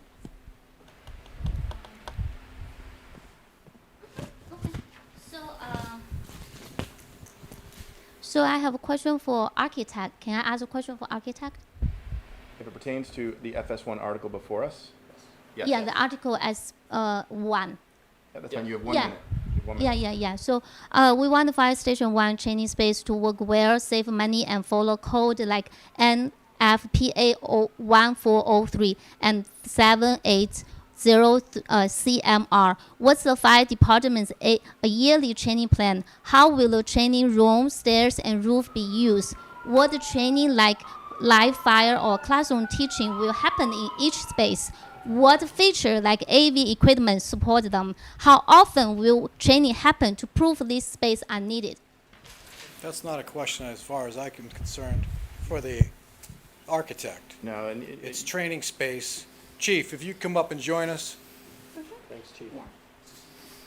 We've heard questions about the training space, about the size of the training space. We've heard. We're not doing any live fire training in Station 1. That's not going to happen. Chief, sorry. Chief, sit up here. If you come up here, so the microphone's here. So, Chief, you and I talked at one point about the frequency of training that your paramedics need to go through. Can you talk to that, and can you also talk to the size of the overall department relative to the size of the training room? Yeah, so there's 44 members, 46 members now. All of them paramedics have to go through rounds 6 times a year. That's required. And then we do several other trainings each month for every group. So when we're saying each group, that's a training that has to happen on all 4 groups. So that's 4 days that it's being used. It's going to be used constantly. On top of which, the flat roof above, the maintenance bay, the 3-story stairwell, the windows on the stairwell, and the pitched roof all provide training opportunities, do they not? Correct. The windows on the training stairwell are all at specific heights, so that would be like throwing ladders to the first floor, the second floor, the third floor. Off the roof, we can practice rappelling and stuff like that, doing high-angle rescue. So suffice to say, any concerns about whether the training space will be used are not a problem. No, it'll be used constantly. Thank you. So, so do you know Fire Station 2 in Islington have training there too? Yeah, they have. Yeah. It does. Yeah. So why we need the training stairs again in Fire Station 1? Asked and answered. Thank you. Ada, Asked and your time is answered. up. Okay. You can answer that. Quite simply, the parking lot isn't big enough for all of us to go over there with the trucks. We can train with 1 engine. And unfortunately, when it was built, they used wood moldings and everything, not metal. So we can't flow water in there. On top of which, when you have a training session now at the current firehouse, and somebody is training, where do you do the training, and how many people fit, and where do those that don't fit have to stand? We're downstairs in the basement, and about half the people there are standing in the parking lot. Thank you. Bill, I'd like to add to that, that in the fire service as a former member, you have to train, and train. And I was very pleasantly surprised when Chief Lund was appointed, he reorganized the department with the 4 deputies. And I stopped in a month or 2 later to see how it was going. He said, Joe, they're out training every day. It's really made a huge, huge difference. And the training does save lives.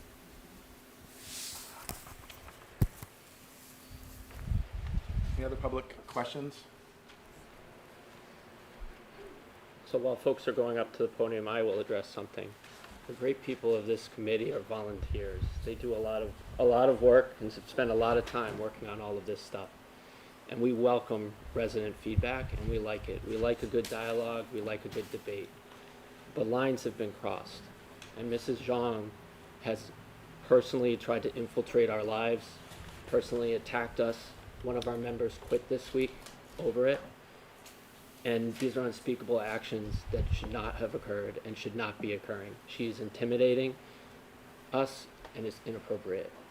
And so I want to address that right off the bat, because I think some other people were going to speak up, but a lot of people on this commission, I think, feel violated in some sense personally with the actions that she's taken.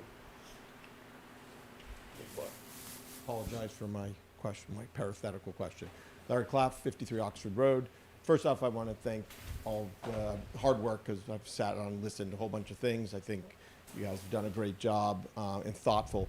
My only question it really comes down to is that you, from this and trying to keep it to the Finance Committee question, is that you presented scenario 1, which is the current plan, and if you don't get it, do we look at like scenario B of what a scenario B would look like, and not just saying a rebuild is $30 million or we're falling down? Just to me, you've made a very binary decision, and I certainly understand where the town's gonna go with it, and I'm supportive of a fire station because we need one. But just as one who deals in finance, is just trying to understand the binary, why we ended up with a binary decision versus A, what we have, B, maybe if it's smaller or different use, and go from there. That's my question. So let's start with, it wasn't binary. There were multiple options considered. In fact, there's a portion of the presentation that was made by Doran Whittier at previous meetings that talk about the various options that were considered and then some of the cost considerations of those options. Don, you want to talk a little bit further about those? Yes, thank you. So we went through a number of options when we did the feasibility study, right? And the options range from what we call do nothing, which is just repair the building, make it functional, which does not meet the programmatic needs. Certainly does not look into the future. We looked at addition and renovation options, and we looked at new options. The addition and renovation option fell short also because of the configuration of the existing building and trying to make the apparatus bays work, the properly sized apparatus bays with their support, with the training, with the living space. That ultimately did not meet the needs of the fire department either at a cost. And ultimately, the new option became the preferred option because it met the programmatic and the future and financial aspects of the 3 options that we looked at. So. Can I have one more question? Yeah, you got another 1 minute. Yep, no problem. For Rob, in your costs, is there like a cost for deconstructing? Is that somewhere in those lines? That's all part of, and correct me if I'm wrong, Don, that's in the construction demolition is all part of that. So the total number that you saw, which was cost of construction, is inclusive of that.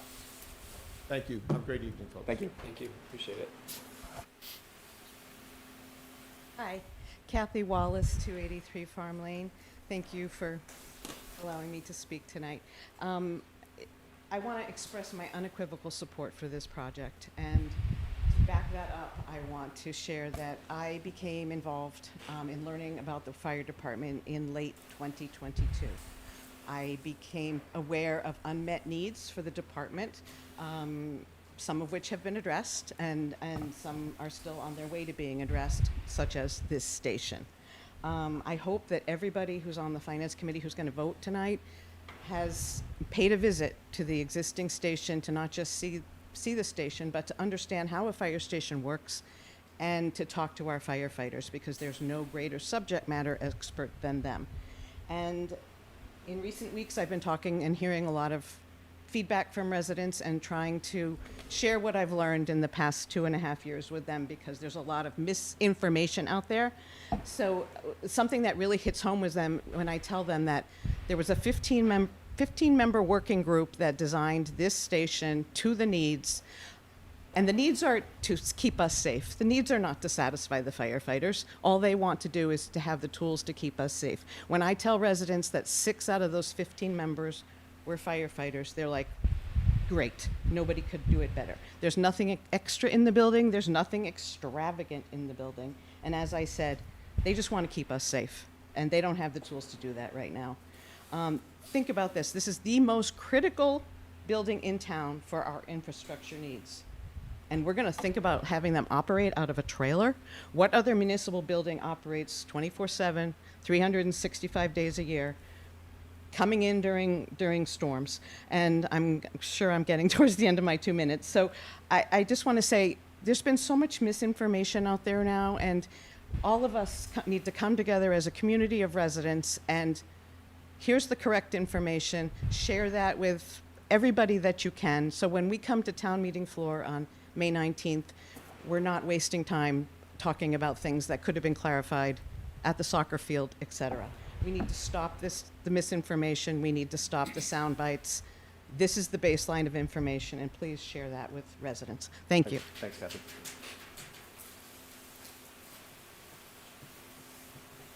Any other public comments?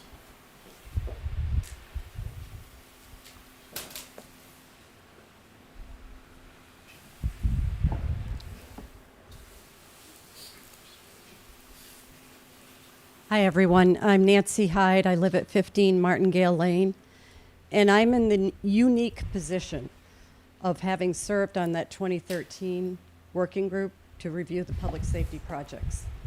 There may be some people who say I've been doing this too long, but I think the perspective I have has been very advantageous. I know as a member of the Permanent Building Committee and being on the working committee for the fire station, I've been able to bring a lot of valued perspective from what we were doing back in 2013 to bring it forward to today. And so I want to just preface my comments with that. I want to say Kathy is spot on by talking about having the firefighters in the working group. They were invaluable. The chief, the assistant chief, members of the department. We could tell there was a lot of give and take and feedback coming from within the rank and file to report back on various things. There was also tremendous cooperation in resolving areas where do we really need that, or how can we do that differently that saves dollars and space. And I got to tell you, every time when the fire department representatives came in with ideas, I was so impressed with their ability to problem solve and make this work. Make it a valuable asset for the town, a building that will be here for a long time, but to do it pragmatically. So I think that the essence of all that has been summarized well. There are so many layers that go beneath all the work that was done, but we were at this process for about a year, down to the design of interior space, color selections, and everything else. So I just want to tell you that from my perspective, having been involved back in 2013, and I will say going through the other 2 projects, this has been done extremely well with a lot of advocacy and a lot of smart people trying to do the best thing they can for the town. So I say they've done it right. Thank you.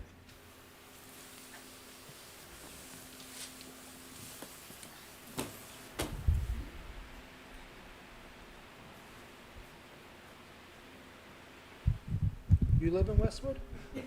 I do. Rob Gotti, 55 Rock Meadow Road. And you notice I've gotten up and gotten away from my seat at the desk with my colleagues because I want to build on what the chair has said. It's easy to sow chaos and spread misinformation. It's easy to attack the volunteers who give selflessly of their time. What's not easy is to find answers and solutions that move us forward as a community. So I want to personally, as a resident, thank each and every one of you for the time, for the thought, for the dialogue that you put into doing this job on behalf of vetting everything that comes before town meeting. Your job is essential. It's an essential part of our process. We don't duck a tough conversation. We look forward to a conversation because if we answer your questions, we're answering the community's questions. So thank each and every one of you for what you do, and we look forward to being before you many times after this. Thank you.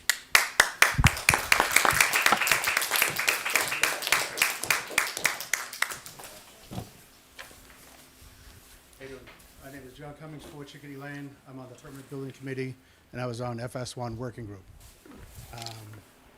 And I agree exactly with what Rob has said, and thank you all.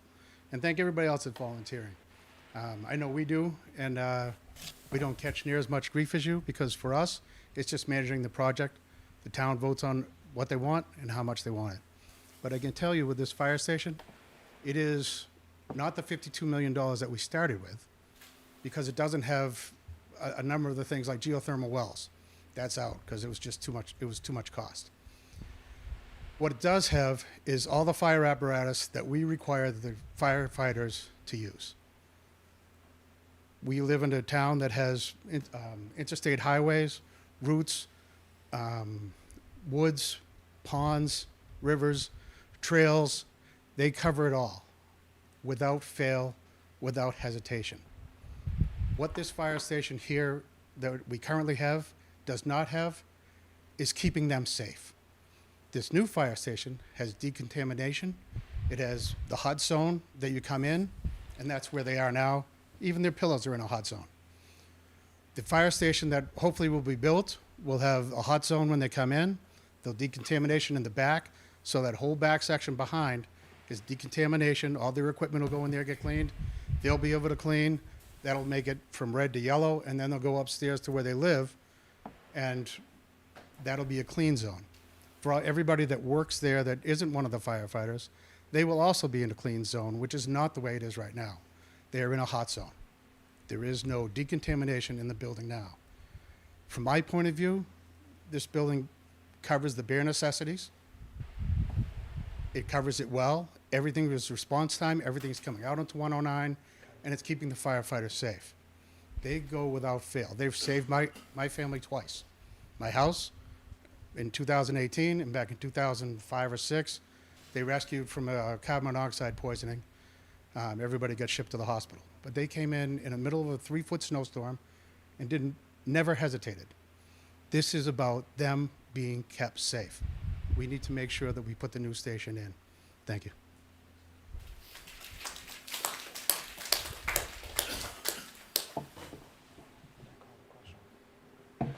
Any other public comment? Absolutely.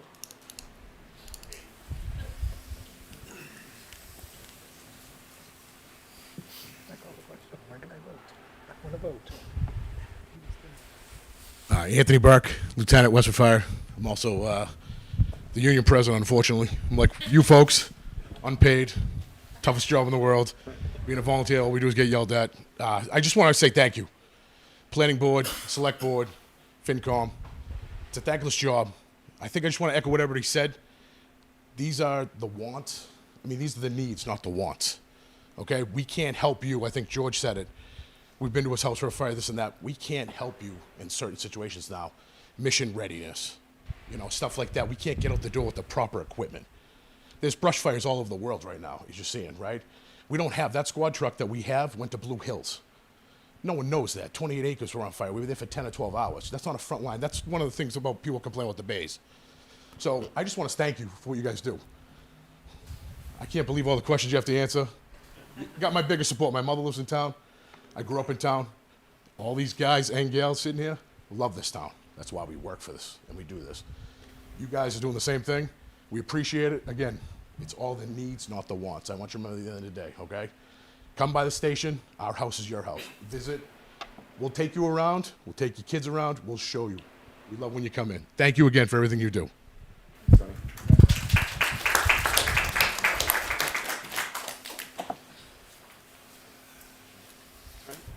think there's any other comments. So, next article. So we are going to go through the last two articles. We are then going to, you'll close both of your meetings, I believe. And then we're going to have our dialogue. Everybody is welcome to stay during our dialogue. Nobody is able to engage us during our dialogue. Yes, we call on that. So just to make everybody clear about the process here. Yeah, go ahead. Chris. So before you close your public meeting, the select board will still need to have some action, just as a reminder. Okay. So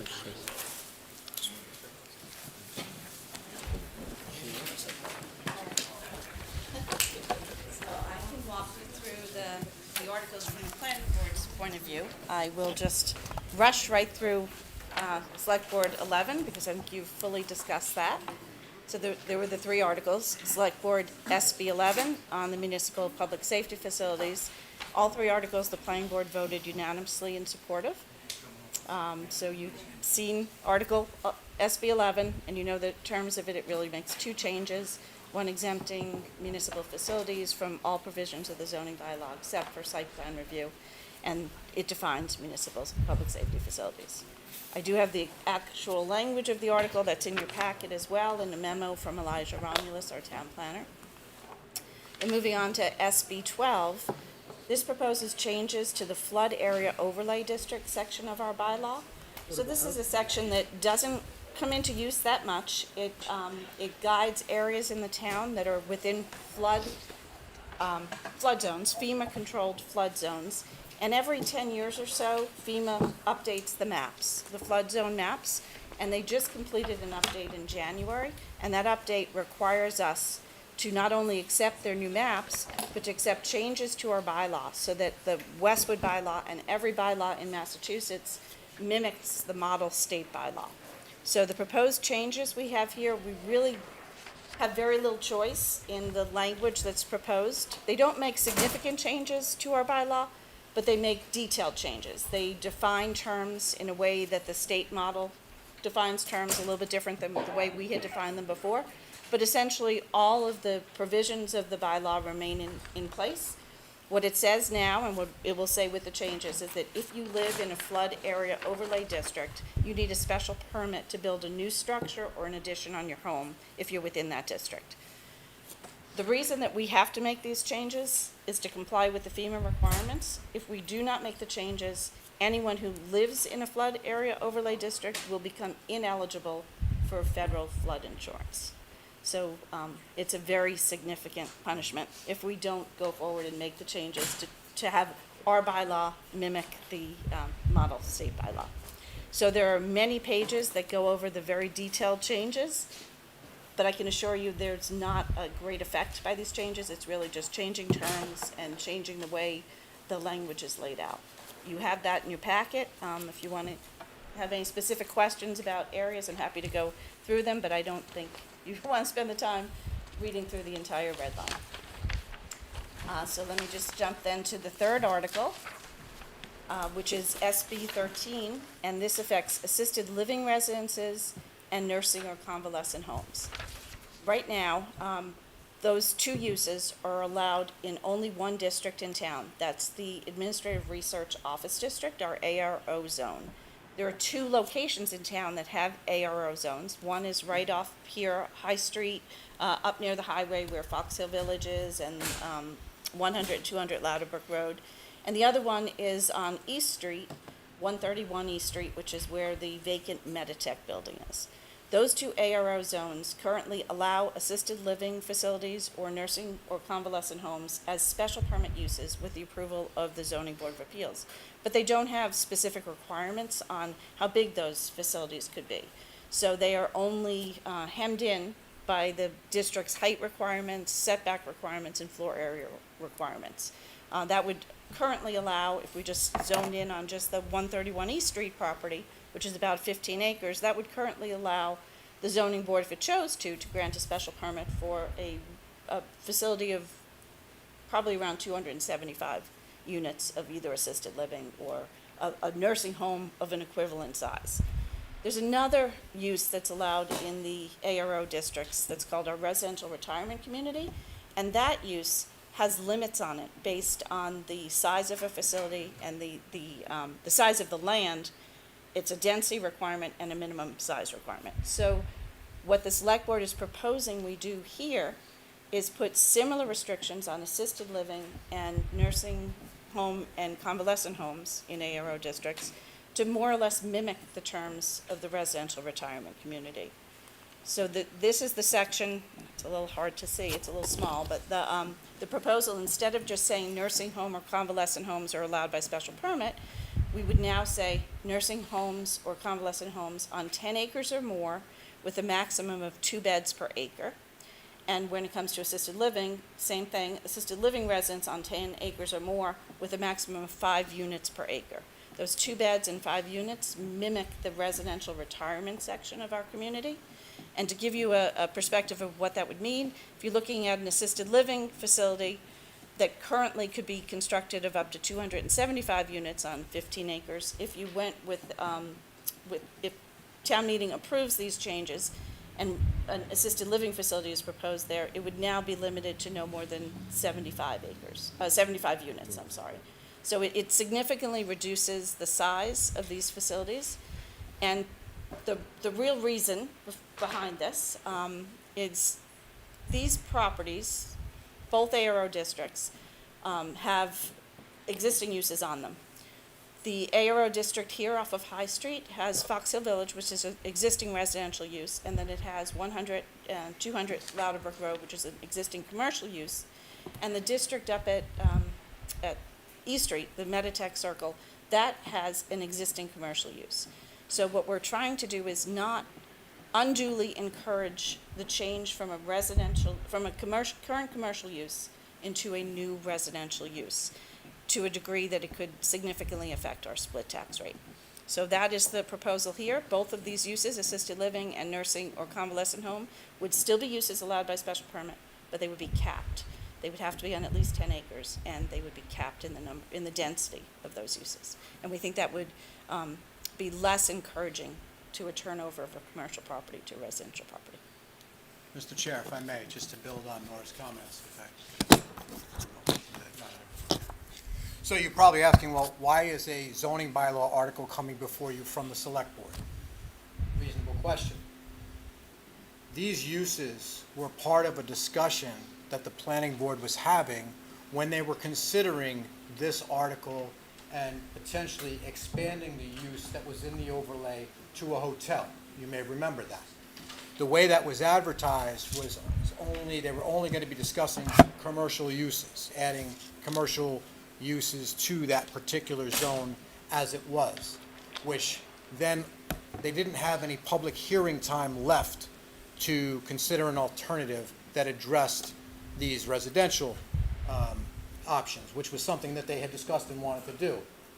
Given the fact that we knew we would be coming before you to talk about the fire station and the bids, and the fact that we still had unused miscellaneous articles, we took up this article, which allowed the planning board to have time to have another public hearing prior to this and lend their support to this article.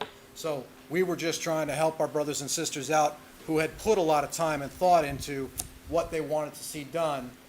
We're not trying to do their job for them. They will take up the discussion in a future planning board with respect to the rest of the commercial uses. But as you've heard me say on any number of occasions, we need to protect and grow our commercial tax base because that's the only relief valve that we have for any of us as residential property owners. So that is why this is before you as a select board sponsored article.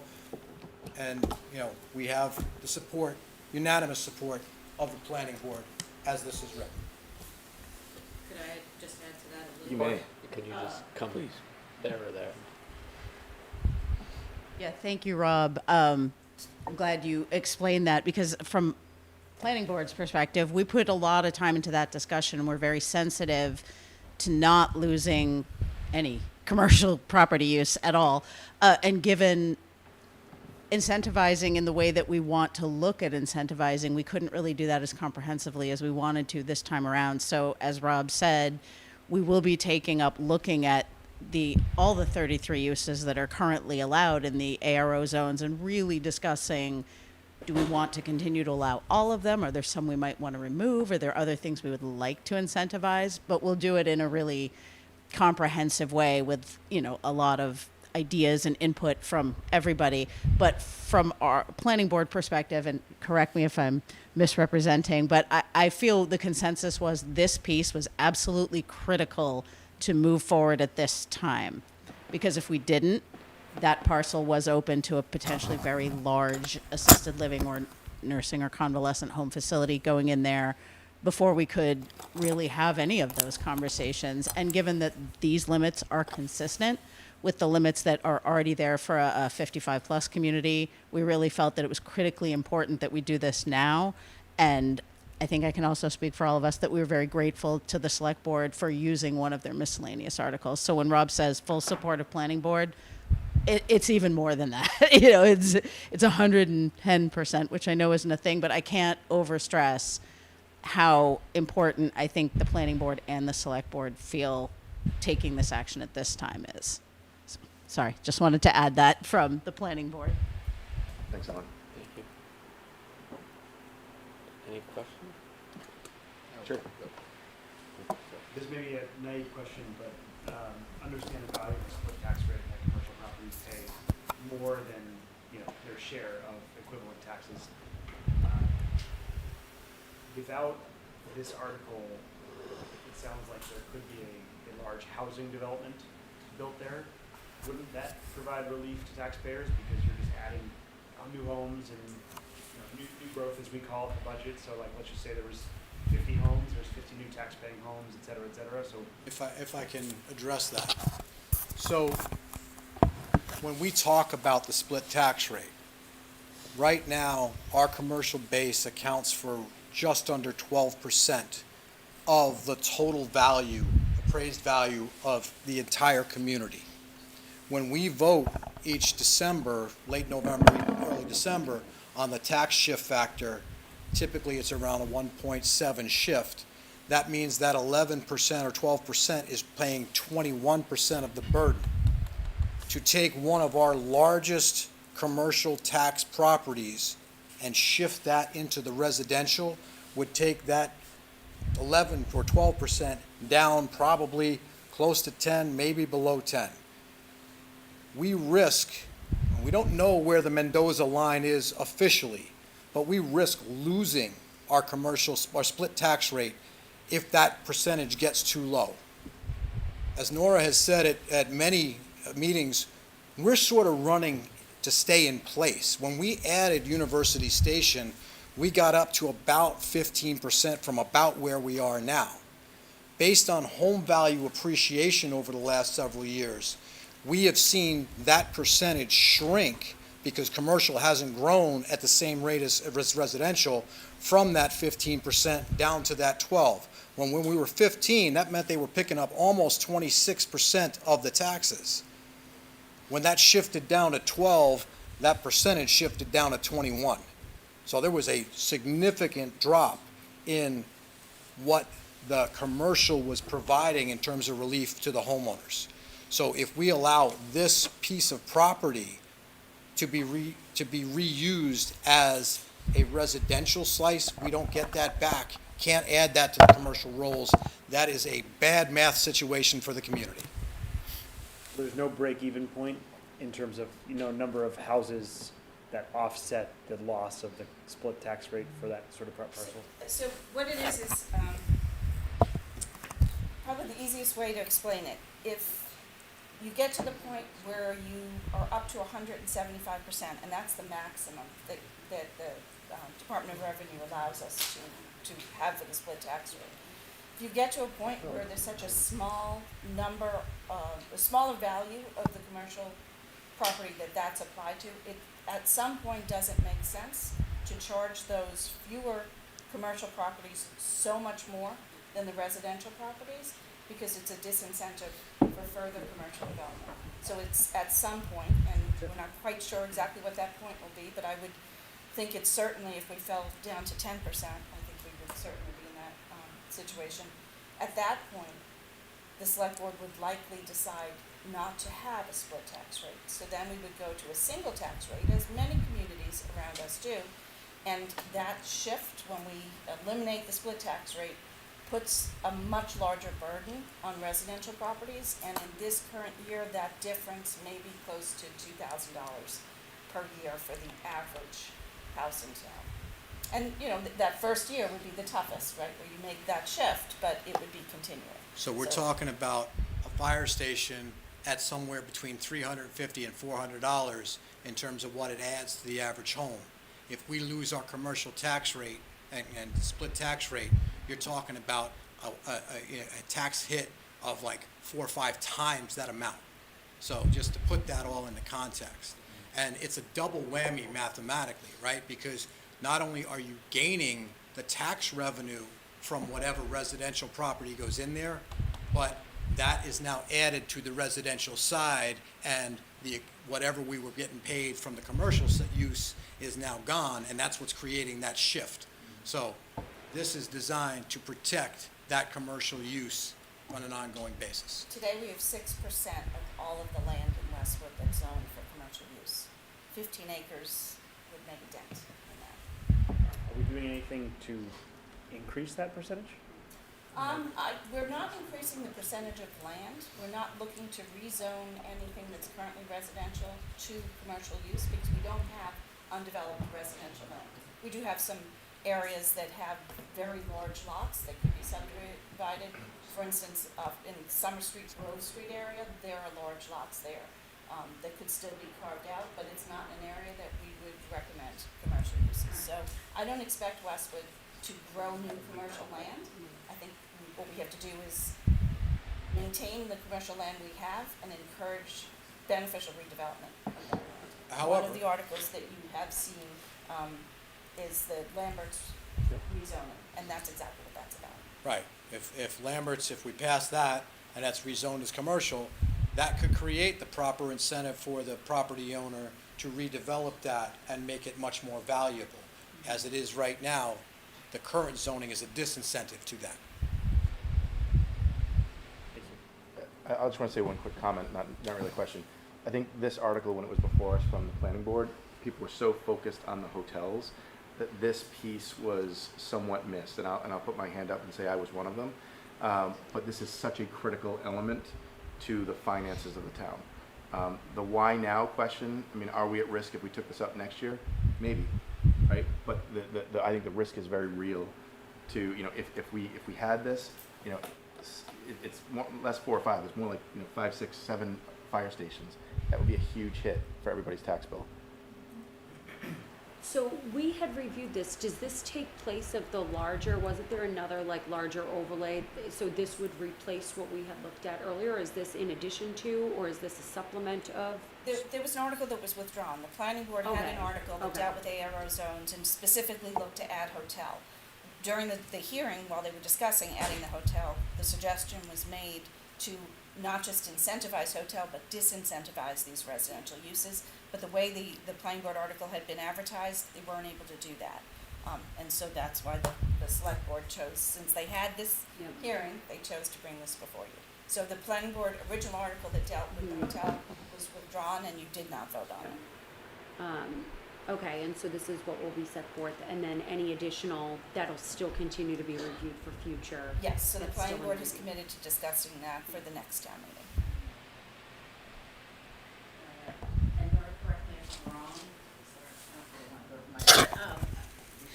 One of the things that. You don't have to kneel. Thanks. Thank you. One of the things that really pushed me to want to do this now is because this has been advertised, Meditech or any other entity representing Meditech could not impose a zoning freeze on that property that would mean this wouldn't apply.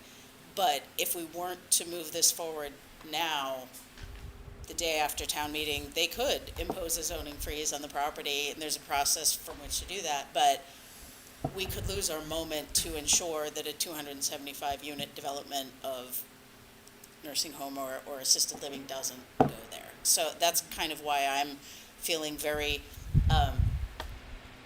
adamant that this is the right time to do this. I got that. You did, you did. I just do want to add a note, though, that the current property owners, Meditech, have not expressed an interest in selling this for redevelopment, but developers have asked questions about what they could do there for residential uses. Questions? Public comment? Any public comment on either one of these articles? I see no one. Have to do some stuff. You have some business. We can do articles, so it doesn't matter what order, so planning board and, so we need to close our public hearing first and then Hey, could I just clarify one point? You mentioned the Lambert issue. That was already voted on by us, right? Yep. So it has nothing to do with these. No. Thank you.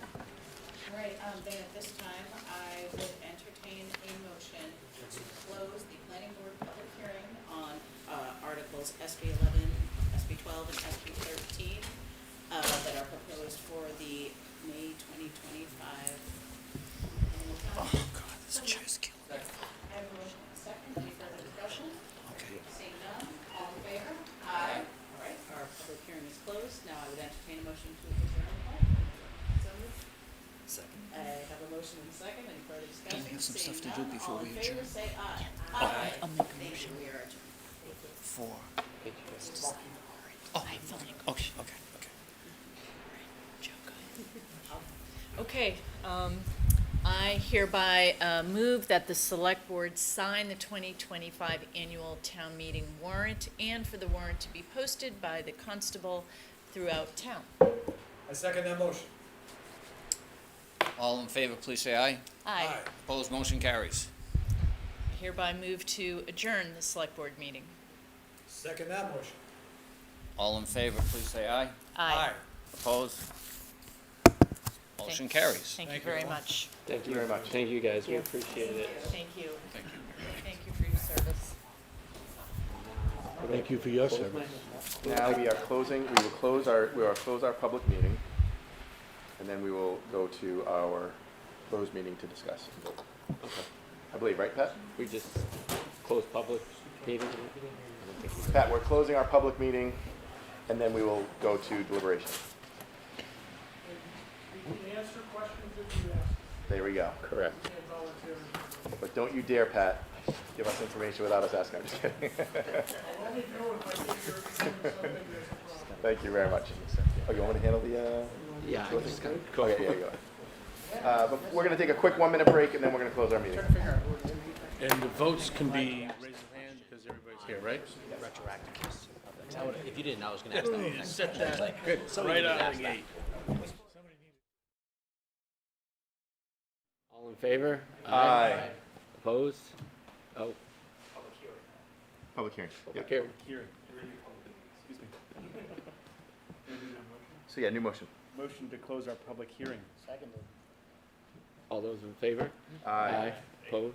Oh, nice, okay. Now we just go into it, right? We go into it. All right, so we'll start with Select Board 1. I'll read it, and I have to read all of this. Select Board Article 1, Appropriation Fire Station 1 FS1 Construction Project. To see if the town will appropriate a sum of money to pay costs of constructing, equipping, and furnishing a new fire station, including the payment of all costs incidental and related thereto, to determine whether the amount shall be raised by borrowing or otherwise provided, or to take any action thereon. So, What's that? I can't make the motion. right? No, we will talk about this, and then we will. And then somebody will make position the that motion. yes. Okay. So, open for discussion. I just want to say, I think that, we've done our work, I think the town's done its work, the fire department's done its work, and the task force has done its work. And I think there's a group of people that would like the fire station to be smaller, and I think it's been proven that that's not a viable option. I think everyone would like it to be cheaper, The town's done, and the team has done a great job of reducing that cost down as much as they possibly can. But we need to build a fire station, and fire stations aren't cheap. I think we all know that we need it. And I certainly don't think that we should let our own zoning stand in the way of achieving what we need to be able to protect the residents of the town and to treat the fire department properly. And I'm personally ready to vote, but I'd love to hear any other comments that anyone else has. Any other comment, Chris? So I noticed there's a blank in the actual motion, which I'm gonna ask town. $38,100,000. I was gonna ask town council a question about that. I assume that that's gonna get filled in before we vote. I thought before town meeting, but before we vote. No, not before you vote, before town meeting. Before town meeting, right, because you haven't selected the contractor yet.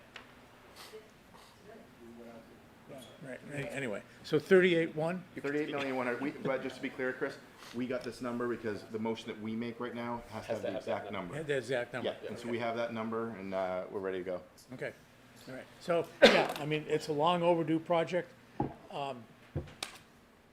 From a financial point of view, I think the town is well positioned to take on this debt, and I highly support it. Who has a relationship with Doran Whittier? Because it just seems like it's a very long-standing relationship. It's the only fee that went up, Billy, as you pointed out, 15%. Who has a relationship here in the town with the architects? You're asking us a question that the town You has. don't know? If you don't know, you don't know. Just say you don't know. You don't have to ask me a question back. Okay, we don't know. Thank you. I think it's an irrelevant, but Ryan, Are you I'm just hold on, saying are there you should be more insinuating, of a are you bidding insinuating, process. are you insinuating something corrupt with the town? Is that what you're saying? I'm saying, what is the process for getting the architect? That's a very different question. Can I ask somebody in the audience? that's okay. Yeah. Would somebody on the building commission or one of you know? Sure, so that's part of the procurement. Every single project that we've done, we send out the bids. And for this one, we had 5 companies come in. And when I tell you, it was junior high level, JV level, and varsity. There was only one varsity level that was Northern Year. Everybody else wasn't even close. Varsity level in terms of like expertise? Expertise, presentation, so we all read, so there's a committee that reads through each and every one of the applicants. And so I think there was. Oh, sorry. My fault, forgot. Shouldn't have answered. So there's a long drawn out process for each, when we did the library, when we did the fire station 1, or fire station 2, the police station, each one went out to, through procurement, they set up a interview process. There's a subcommittee that goes through it for procurement. We select 5 companies to come in, and they make their presentation. And Doran Whittier has been for the last couple projects because they, in fact, were by far and away the best OPM that came to us. Not that there aren't others in the state that are as good, but they didn't come to put in there. Did they do Pine Hill as well? Yes. Pine Hill School? Okay. And That's fire best station too. 2, And the police station. and the police station. Okay, thank you. And it was Compass before, but then it became Vertex. And Mike, no, I was not insinuating that, so thank you very much. I just wanted to clarify because it sounded like you were. Well, and all of you, I'm like, it's a fair challenge because they've been on all these projects for a long time, and it's like, what are we continuing to do the process? It's part of why I publicly asked, like, all the bids, are they all public? Make sure that they're posted, just because it should be public record anyway. So I think it's a fair question and challenge. If they've been far and away the best option for the town the past 15, 20 years, I can't do math right now, but fine enough. But it's a fair question. No, I agree. It's a fair question. I actually like your question about the 13 to 15% increase with the PM line item, because I had that same question. You know, that it was an increase. I think a lot of that has already been incurred based on a lot of the work that's been done recently, and so it's gone up as a result of all the things that we've had to do as a town. And then furniture was another one, 25% increase. You know, No, I got it. Furniture increase as well. Sounds good. So one of the questions that I have, just internally, if we don't approve this specific zoning bylaw, but do approve of the project, I just, like, obviously those two things are in conflict, and so I'm kind of trying to reconcile the two. Like, clearly we need a new fire station, like, clearly that's going to be voted on. But if we don't necessarily support this specific article or this specific bylaw change, like, what is that outcome? You know what I mean? Like, what does that mean? Can we not then proceed with town? I'm just trying to figure out what is the fallout of the outcome. Well, FinCom is a recommendation, right? So we're recommending, we're voting as a FinCom. We then publish our vote to the town in the mailer that everybody will get. That then is a foundation for town meeting. Town meeting will still vote up or down. So let's say theoretically we as a FinCom didn't vote for the zoning bylaw change. If the zoning bylaw change wasn't approved, and then at town meeting that doesn't, the town doesn't vote against what we voted for and approve it, then theoretically, if it hasn't been settled, then that would create a real challenge for the town, because that appeal would still have to be, be processed. I don't know if the town could still vote on the article for the FS1 borrowing, or if then that would, be taken off the ballot. I don't know, but I think from our point of view, we have to look at them individually, vote for each one of them, and then Like push through to town. independent of the other? I mean, they're connected, but yes, I mean, effectively, yes. I actually disagree with Mike on this. They are two independent issues, but they're absolutely related. Right. I mean, I want to learn how to ride a bike, but the bike I have doesn't have wheels. I mean, you got to give it the tools to get the job done. So that's how I look at. I am disagreeing with them. I mean, they're individual, but they're not on the same warrant article. Correct. There are two They different aren't the articles. same warrant, but but they're they tied are together. connected. Right. Like, essentially with the first one, you're voting to cut the check, and then if you don't do the other one, You don't have any money. you're voiding the check immediately after writing it. Well, not necessarily. I mean, arguably, yes, but it could put pressure on the town to try to resolve the lawsuit, or, I mean, we don't know. There's a lot of unknowns, but. But they are separate. I mean, again, Yeah, right. we're voting for them individually. I think it's fair to say we're putting the project at substantial risk of not being able to execute on the timeline and the budget by not voting in favor of the zoning bylaw. It's not like sudden death. Right. But I think we are introducing additional obstacles, both timing, money, everything else, a ton of unknown, appeals process, et cetera. And costs. Yeah, and the bids are good. The other thing too is to keep in mind, the bids are good for 60 days. So if we were to not have this approval for now we're not talking about one, we're talking about the zoning bylaw change. That would very much put that in risk, and then we might have to go back to a new bid. Now, is that something that may go up? Sure, but we don't know. So the bids are good from 60 days from today.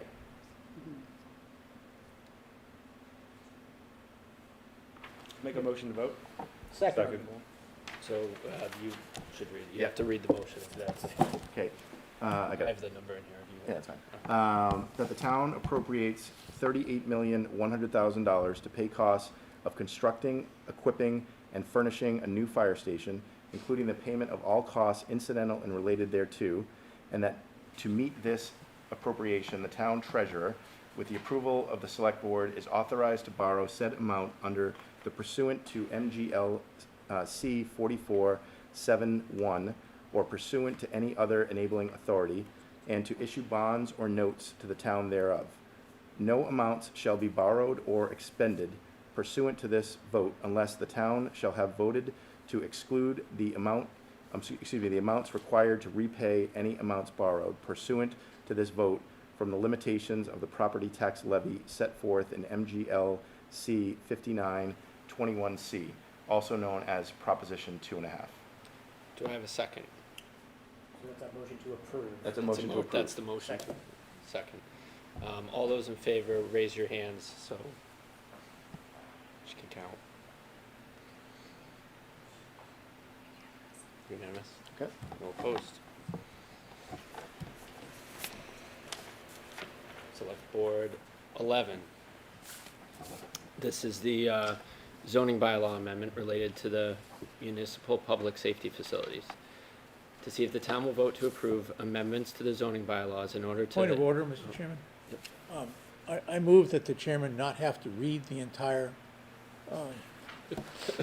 article. Just the first We paragraph. agreed that we're not going to do this one because this one's really long. Full bill. And the next one's We all- even longer. We all have them. Yeah. Because No we've all matter how seen long it, they right? are. Yeah. But, Allison has put it on the OneDrive, we've all seen it. Yeah. So, just I'm a yes. So I think I've read enough. read the first sentence and then say We've covered this one. as it This one, appears. Yeah. As it appears. We all know where we're Open going. for discussion. And if anybody doesn't have it in front of you, we have copies. So this is actually the article that This is I was the zoning, referring yeah, to. the zoning Yeah. bylaw change. Yeah, and so this is what I was referring to when I said if this doesn't, if this isn't approved. It gets complicated. Yeah, exactly. It gets complicated, yeah. Yep. 100%. I'll just make a quick comment from my point of view. This one is tough, right? This one is something that the town didn't want to do. Yet 23 people are deciding the fate, a huge financial decision for the town. If this appeal goes through and we can't move forward with this project right now, it is a major blow. You know, as Joe shared, the cost of not doing this is tremendous to the town. We haven't even gotten into how we would actually do that. Do we have to borrow that 16 to 30 million? Do we have to try to, do we cut services? Do we do a combination of the two? So I, like everybody, was uncomfortable with getting to this point. You know, but it is a necessary step, and it is something that can be done, and there's precedent in other towns. So again, like everybody, I'm a little uncomfortable with this, as were the select board, I believe, as was the town in general. And hopefully this doesn't even come to fruition, and that, you know, when we get to town meeting, they move to postpone this indefinitely, and we don't even vote on it. And they've come to some agreement with the abutters. But I agree, it's a different, we're voting for this separately, but this is such a critical piece. So that's my 2 cents. Can I build upon that, if I may? Strategically, we all know it's a placeholder to ensure there's no complications with FS1 moving forward. However, I'm confident that this language isn't going to affect anything in a negative way, whether it was intended for the fire station or not. So there's really no negative impact to the town by implementing this language. It's mitigated by the fact that the other two buildings that would be in scope have already been recently built, so. Correct. Yeah.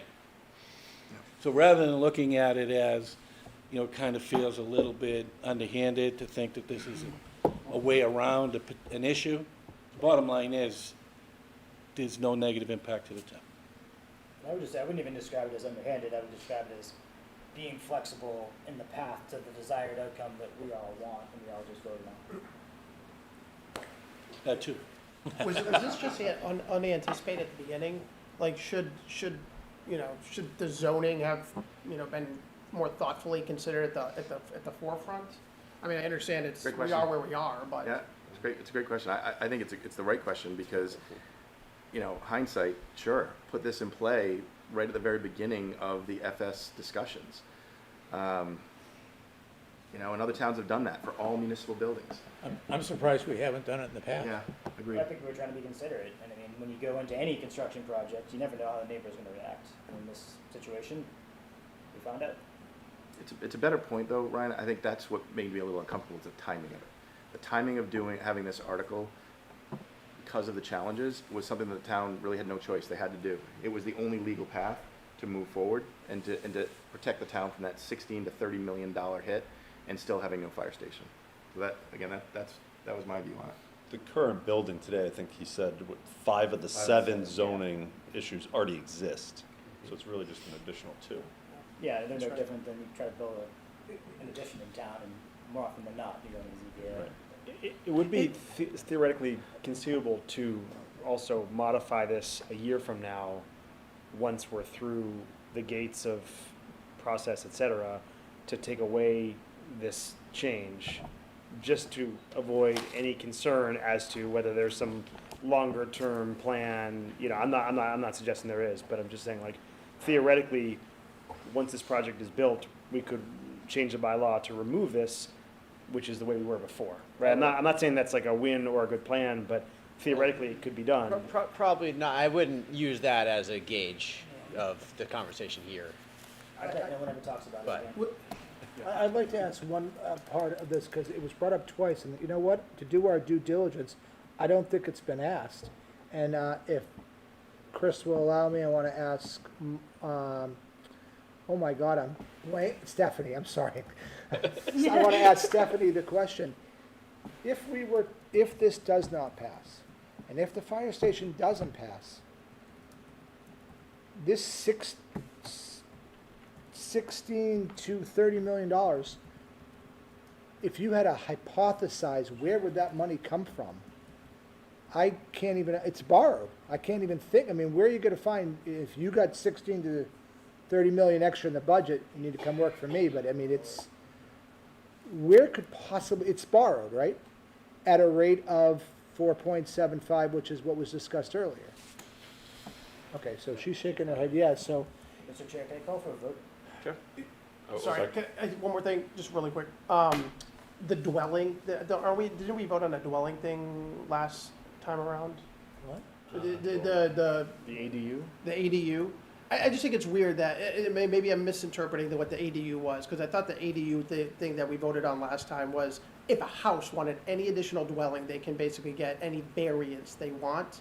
No. No? Is that not it? It was ADU as of right, to comply Or with is that state just law, if that one? anybody wanted to, like, It was to comply with There was state law that made an accessory dwelling unit available by right as long as you conform with the. with you Zoning. conform? With Okay, zoning. okay, Still zoning. okay, sounds good. Yeah. Second, I thought that. John's motion. All those in favor? So we're voting in favor of support of this article. Correct. So all those in favor of Select Board 11? Hands? One, two, three. Yep. And opposed? Is that three? You say opposed? Yeah, 2 opposed. Do we, Abstain? And abstentions? I abstain. Okay. and just for like purposes of me understanding, this is the first one that Yep. participated in the vote, and so it's like one and done, or do we go around to Nope. get a gauge? Nope, 10 to 2 to 1 is our vote. We And published then- that in the It will book. be published. Okay. Yeah. And then just to be clear on But the, either way, it goes in the town votes, and oh, it's yeah, yeah. really Yeah. just It was gonna, matter of- it goes in the town's gonna vote on everything regardless of what we decide. Right. What we decide though will be something that they use as a tool. Okay, Most of the time, the town follows, but not always. got it. They will go against us sometimes, we voted in favor, and sometimes they will vote down when we voted in. or, Just you know, a vice versa. recommendation. Recommendation, correct. And the other thing too is we are not doing minority positions for votes that are one-sided. If they're close, you know, we'll do a minority position, but typically we're capturing the spirit of the vote. And there was one. Right, you got all those votes, so. Oh, 2 more, No, sorry. 2 more. So Select Board 12, zoning bylaw amendments related to flood area overlay district, FAOD, to see if the town will vote to approve certain amendments to zoning bylaw, section 9.2, flood area overlay district, or take any other action in relation thereto, et cetera, et cetera. Move to approve? Motion to vote. Discussion, Well, I'm glad they explained why this needed to be done now, and it has to do with the residents need to, if they're in this district, they need to get flood insurance from the federal government, and we need to update our zoning laws as soon as possible. So this is actually a good time to sort of get this in rather than waiting until next year. And we do have a number of properties that fall into this category. So if you're in those areas, you absolutely need flood insurance. Yep. So I can clean up the motion? Yep. I'd like to make a motion that the Finance and Warrant Commission vote to recommend the town meeting approve Select Board Article 12 as written. second. All those in favor? That's everyone. Yep. Opposed? Abstained. Abstentions? Last one. Select Board Article 13, zoning bylaw amendments related to assisted living residences and nursing or convalescent homes. To see if the town will vote to approve certain amendments to the zoning bylaw section 4.1, principal uses, to impose minimum project size and density restrictions on assisted living residences and nursing or convalescent homes, or take any other action in relation thereto, as written in the grid below. Discussion. Any discussion on this one? Move the question. Any, Make a motion. Motion to approve, same thing. Second. There we go, so we have a second. All those in favor? Opposed? Abstain? All of them. That's all she wrote. Some of Sure. them. So we're gonna close, yeah, I don't think we have any other business or anything. I think we just have to approve the minutes, right? Yeah, I just want to make one quick comment to everybody. Everybody here has gotten thanks from different people. Bill and I want to thank you as well. This is hard. What we do is hard, and you're being asked to put yourself out there. Some of the things that we've been exposed to over the last couple of weeks with requests for our personal email addresses and things like that, we feel cross the line, although from a FOIA perspective, it's certainly something that's open. Just want to thank everybody for the volunteerism and coming together. One of the things I love about FinCom is we can have differing opinions on different articles. But I'll tell you, we are one FinCom, and Bill and I will stand up for every one of you, and I know you'll do the same. So again, thank you. I hope to see those of you back next year that still want to be here. We're going to write up, after we close, we're going to write up the final 4 articles. Till midnight. No, it'll hopefully be much quicker. Train. Yeah, Bill has a train, and I got to be in Boston. So, and then we're going to print. So like this is going to quickly turn around. Everybody will get the book, and then we'll see everybody at the town meeting. Can I make one comment on new business? Minutes. Yeah, go ahead. Do you want to do the minutes? Just a new business item. I mentioned this over email to Allison, but it would seem reasonable for FinCom members to get a town email address at a assumingly minimal cost to, squash any concerns of personal emails and freedom of requests, et cetera. It's So being discussed with the town. There's cost implications. I, working in software, have volunteered to be on the committee that works Microsoft over pretty hard at the next renewal. So, but I of course, by the way, like I don't think any of us are comfortable Gas with license. our personal email addresses being exposed. yeah, okay. Make a motion to accept the minutes as printed. Second. All those in favor? Opposed? Abstentions? Passes? Oh, wait, 2 abstentions, I'm They weren't sorry. here yet. I forgot. Motion to adjourn? All those in favor? Aye. Aye. Thank you, guys. Thank you all.